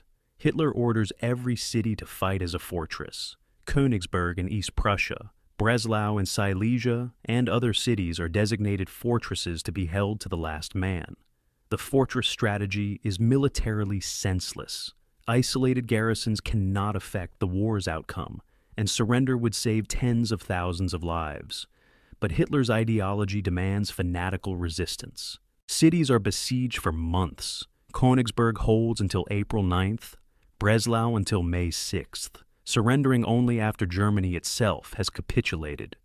The sieges kill thousands of defenders and civilians while accomplishing nothing except delaying the inevitable. The Vistula-Oder offensive captures the world's attention because it brings Soviet forces to Germany's doorstep. Western Allied advances, stalled in the Ardennes and only beginning to cross the Rhine, lag behind Soviet progress. Churchill and Roosevelt, meeting at Yalta in February, negotiate with Stalin from a position of weakness. Soviet forces are closer to Berlin than Western forces. Soviet armies have liberated most of Eastern Europe. Stalin's negotiating position is backed by military facts. The agreements reached at Yalta, dividing Germany into occupation zones, accepting Soviet dominance in Eastern Europe, demanding unconditional German surrender, reflect the military situation. Stalin promises free elections in Poland, a promise he has no intention of keeping. Western leaders accept these promises because they lack leverage to enforce anything else. The offensive demonstrates Soviet military power at its peak. Coordination between 6 fronts advancing simultaneously, logistics supporting operations across 300 miles of advance, artillery providing suppressive fires that neutralize German defenses, armor exploiting breakthroughs with speed that prevents German recovery.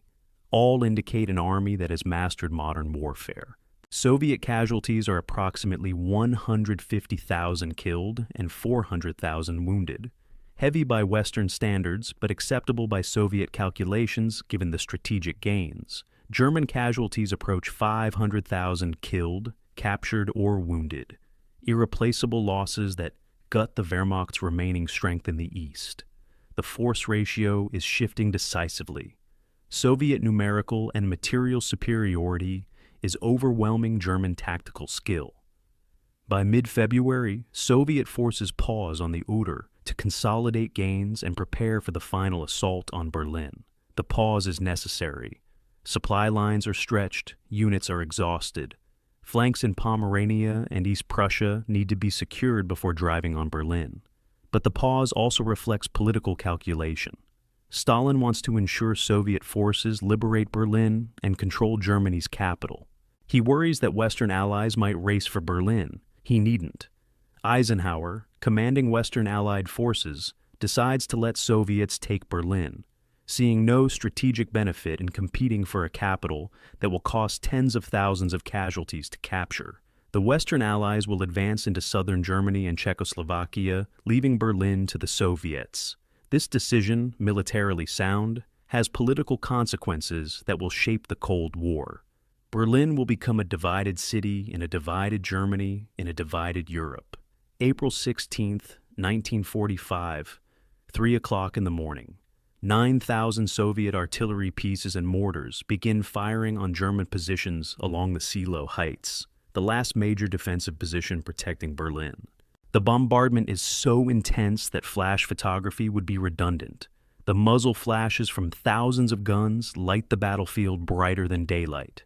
Zhukov, commanding 1st Belarusian Front, has ordered searchlights aimed at German positions to blind defenders and illuminate the battlefield for attacking Soviet forces. The tactic backfires. The lights reflect off smoke and dust from the bombardment, blinding Soviet attackers instead. Regardless, at 6 o'clock, Soviet infantry and tanks advanced toward the heights. 2.5 million Soviet troops, 6,250 tanks, 7,500 aircraft are committed to the final offensive. Facing them, less than 1 million German defenders, including Volkssturm militia, old men and boys drafted in desperation, armed with obsolete rifles and single-shot Panzerfaust anti-tank weapons. The Battle of Seelow Heights becomes unexpectedly costly. German Ninth Army, commanded by General Theodor Busse, has prepared defenses in depth along the heights. Artillery is pre-sighted on likely Soviet approach routes. Anti-tank guns are positioned in depth. When Soviet armor attacks, German defenders destroy tanks methodically. The 8th Guards Army advances, but takes heavy casualties. By evening, Soviet forces have penetrated only a few miles into German defenses.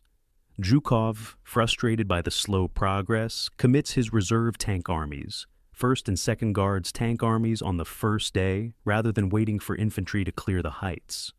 The result is traffic jams, as tanks, infantry, and artillery compete for limited roads. German artillery shells the congestion, causing casualties. By April 19th, after 3 days of brutal fighting, Soviet forces finally break through. But the cost, 30,000 Soviet dead in 3 days, exceeds expectations and angers Stalin. To Zhukov's south, Marshal Ivan Konev's 1st Ukrainian Front attacks toward Berlin from the southeast, crossing the Neisse River and advancing rapidly through weaker German defenses. Stalin has deliberately created competition between Zhukov and Konev, refusing to designate which front will capture Berlin. Both marshals understand that liberating the Nazi capital will define their historical legacy. Konev drives his armies forward aggressively, hoping to reach Berlin before Zhukov. By April 20th, Hitler's birthday, Soviet forces from both fronts are within artillery range of Berlin. The first Soviet shells fall on the city. In his bunker beneath the Reich Chancellery, Hitler celebrates his 56th birthday amid collapsing delusions. He still believes Wehrmacht forces will relieve Berlin, that new wonder weapons will turn the tide, that the alliance between Western Allies and Soviets will fracture. April 21st, Soviet forces enter Berlin's outskirts. The battle becomes urban warfare on a scale that exceeds even Stalingrad. Berlin is a city of 4 million, though many civilians have fled. Remaining population, perhaps 2 million, huddles in cellars as the city is fought over street by street, building by building, room by room. German defenders include remnants of Wehrmacht and SS units, police, Hitler Youth, and Volkssturm. They fight from rubble with fanaticism born of desperation. Surrender means Soviet captivity with uncertain fate. Fighting means possible death, but also possible survival. Soviet attackers systematically reduce strong points with artillery and infantry assaults. Tanks operate as mobile bunkers, providing fire support. Flamethrower units burn defenders out of buildings. The city becomes an inferno. April 25th, Soviet forces encircle Berlin completely and also meet American forces at Torgau on the Elbe River, cutting Germany in half. The Berlin garrison is trapped, approximately 300,000 defenders, mostly Volkssturm and Hitler Youth, mixed with remaining Wehrmacht and SS units. Hitler remains in his bunker, issuing orders to armies that no longer exist, moving divisions on maps that have no correspondence to reality. His orders direct phantom forces to relieve Berlin. In reality, no significant German forces remain capable of offensive operations. Soviet forces tighten the noose, clearing the city from outskirts toward the center. Every street is contested. Subway tunnels become battlefields. Parks become artillery positions. Civilians caught between the armies shelter in basements, emerging to scavenge food and water when fighting briefly pauses. April 30th, 3:30 in the afternoon. Adolf Hitler commits suicide in his bunker, shooting himself while simultaneously biting a cyanide capsule. Eva Braun, whom he married the previous day, takes cyanide. Their bodies are carried up to the Chancellery Garden by aides and burned with gasoline in a shell crater. Soviet forces are blocks away. That evening, General Helmuth Weidling, commander of Berlin's defense, prepares to surrender, but is told by Goebbels that Hitler is alive and relief is imminent. Both lies. May 1st, Goebbels and his wife murder their 6 children, then commit suicide. The Nazi leadership is collapsing into death and dissolution, even as the regime they serve disintegrates. May 2nd, General Weidling orders Berlin garrison to surrender. Soviet troops storm the Reichstag, the symbolic heart of Nazi power, though the building hasn't functioned as parliament since 1933. The Reichstag is already a ruin from air raids, but Soviet forces fight German defenders room by room. Red Army sergeants Mikhail Yegorov and Meliton Kantaria raised the Soviet flag over the Reichstag's dome at 10:50 in the evening on April 30th. The iconic photograph was actually staged on May 2nd. Photographers missed the actual flag raising, but the image becomes one of the war's most famous. The red banner over the Reichstag symbolizes Soviet victory over Nazi Germany, the end of the war in Europe, the culmination of 4 years of the most destructive conflict in human history.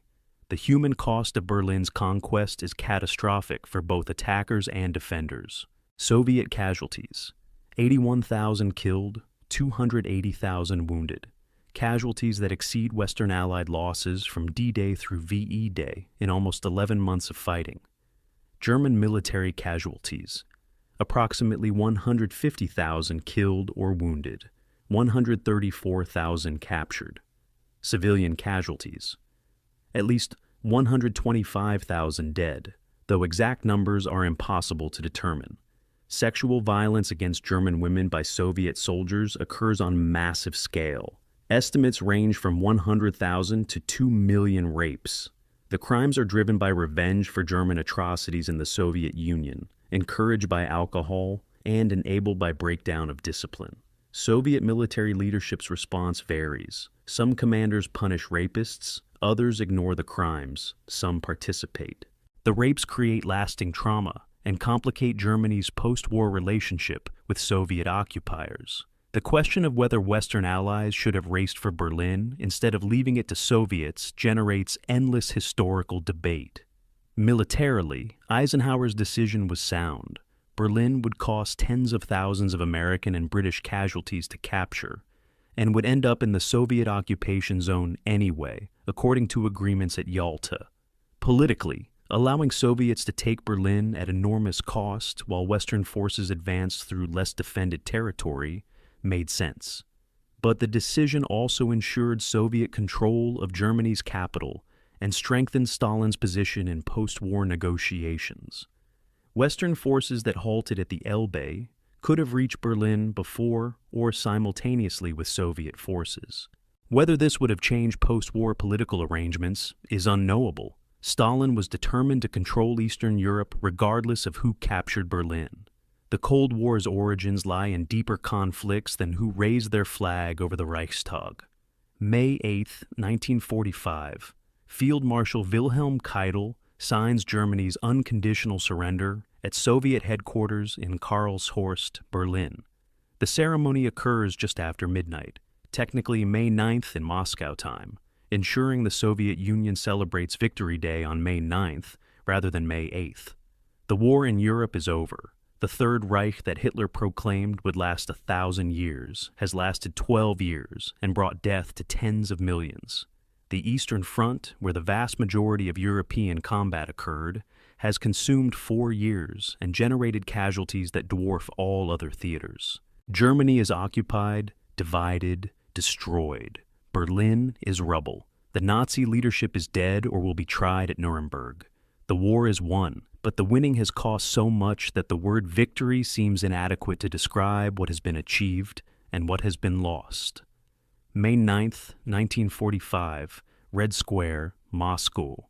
Victory Day celebrations erupt across the Soviet Union as Stalin announces Germany's unconditional surrender. Citizens dance in the streets, soldiers embrace, fireworks light the night sky.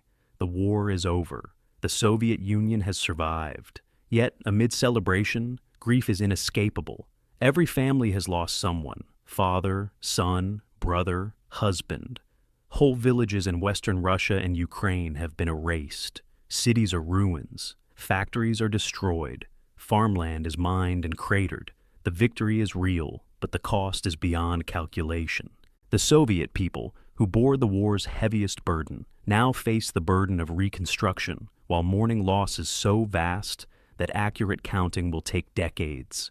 In the moment, they celebrate survival. Later will come the reckoning of what survival cost. June 24th, 1945, Moscow.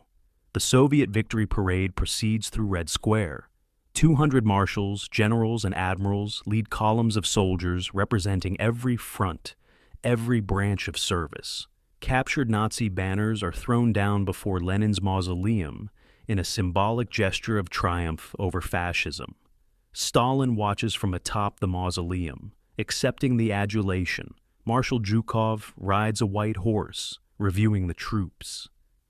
The parade is carefully choreographed propaganda, demonstrating Soviet military power to the world, but it is also genuinely emotional for participants and spectators. These soldiers defeated Nazi Germany. They survived when survival seemed impossible. Their victory is unambiguous, yet shadows haunt the celebration. Millions of soldiers will not return home. Millions of civilians will never be found. The victory parade honors the living while the dead remain uncounted. Summer 1945, across the liberated territories. Survivors return to find their homes destroyed. A veteran comes back to his village and discovers it no longer exists. Buildings burned, population dead or deported. A woman searches Stalingrad's ruins for her family and finds only graves. A child orphaned by the war lives in a camp with thousands of other orphans. The scale of destruction defies description.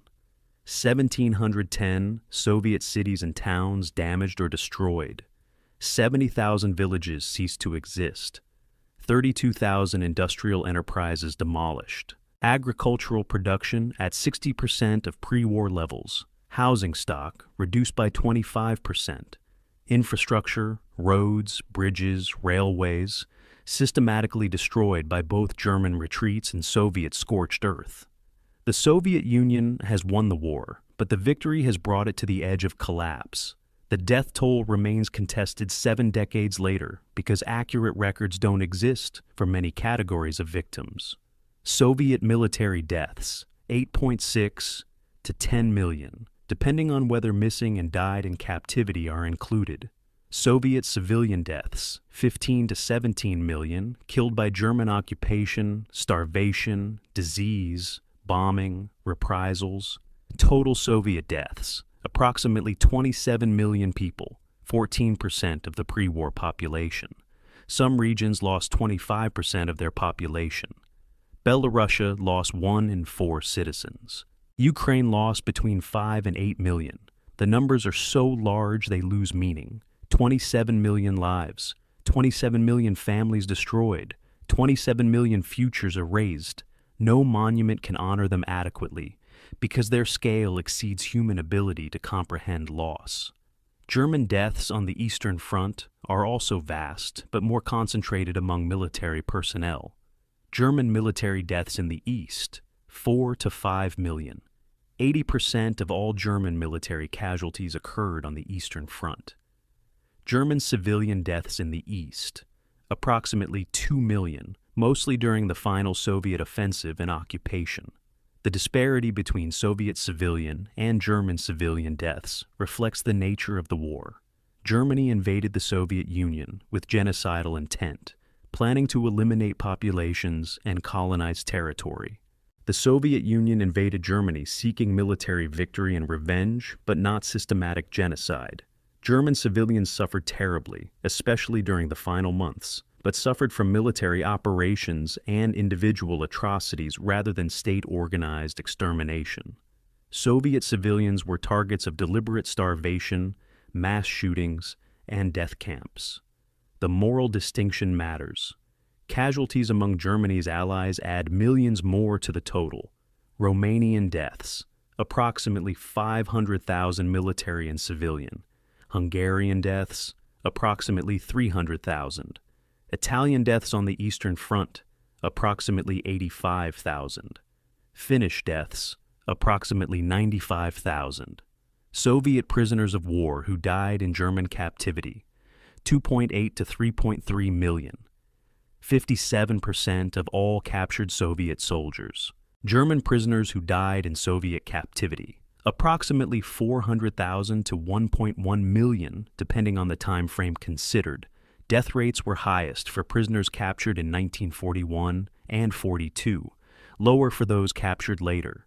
Both sides violated the laws of war regarding prisoner treatment, but German treatment of Soviet prisoners was deliberately exterminatory, while Soviet treatment of German prisoners, though brutal, was not systematically genocidal. The Holocaust's Eastern Front dimension adds another layer of horror to the already incomprehensible totals.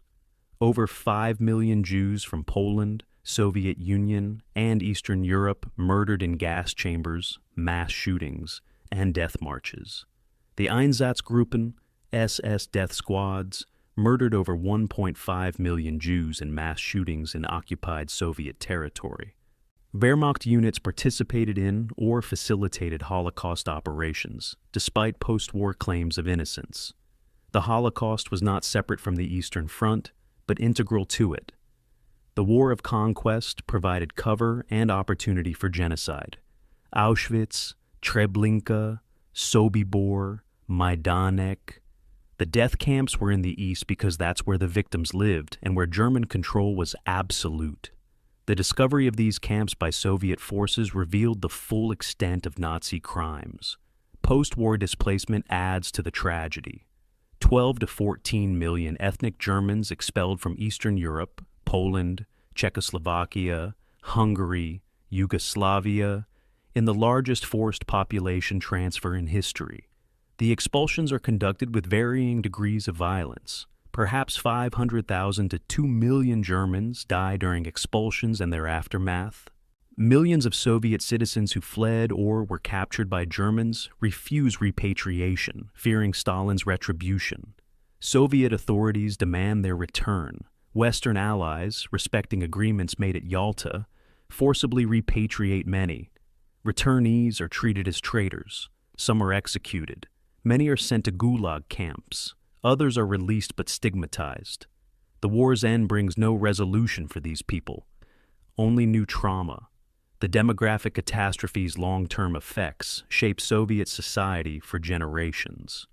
The Soviet Union's male population aged 20 to 49 is reduced by 30 to 35%.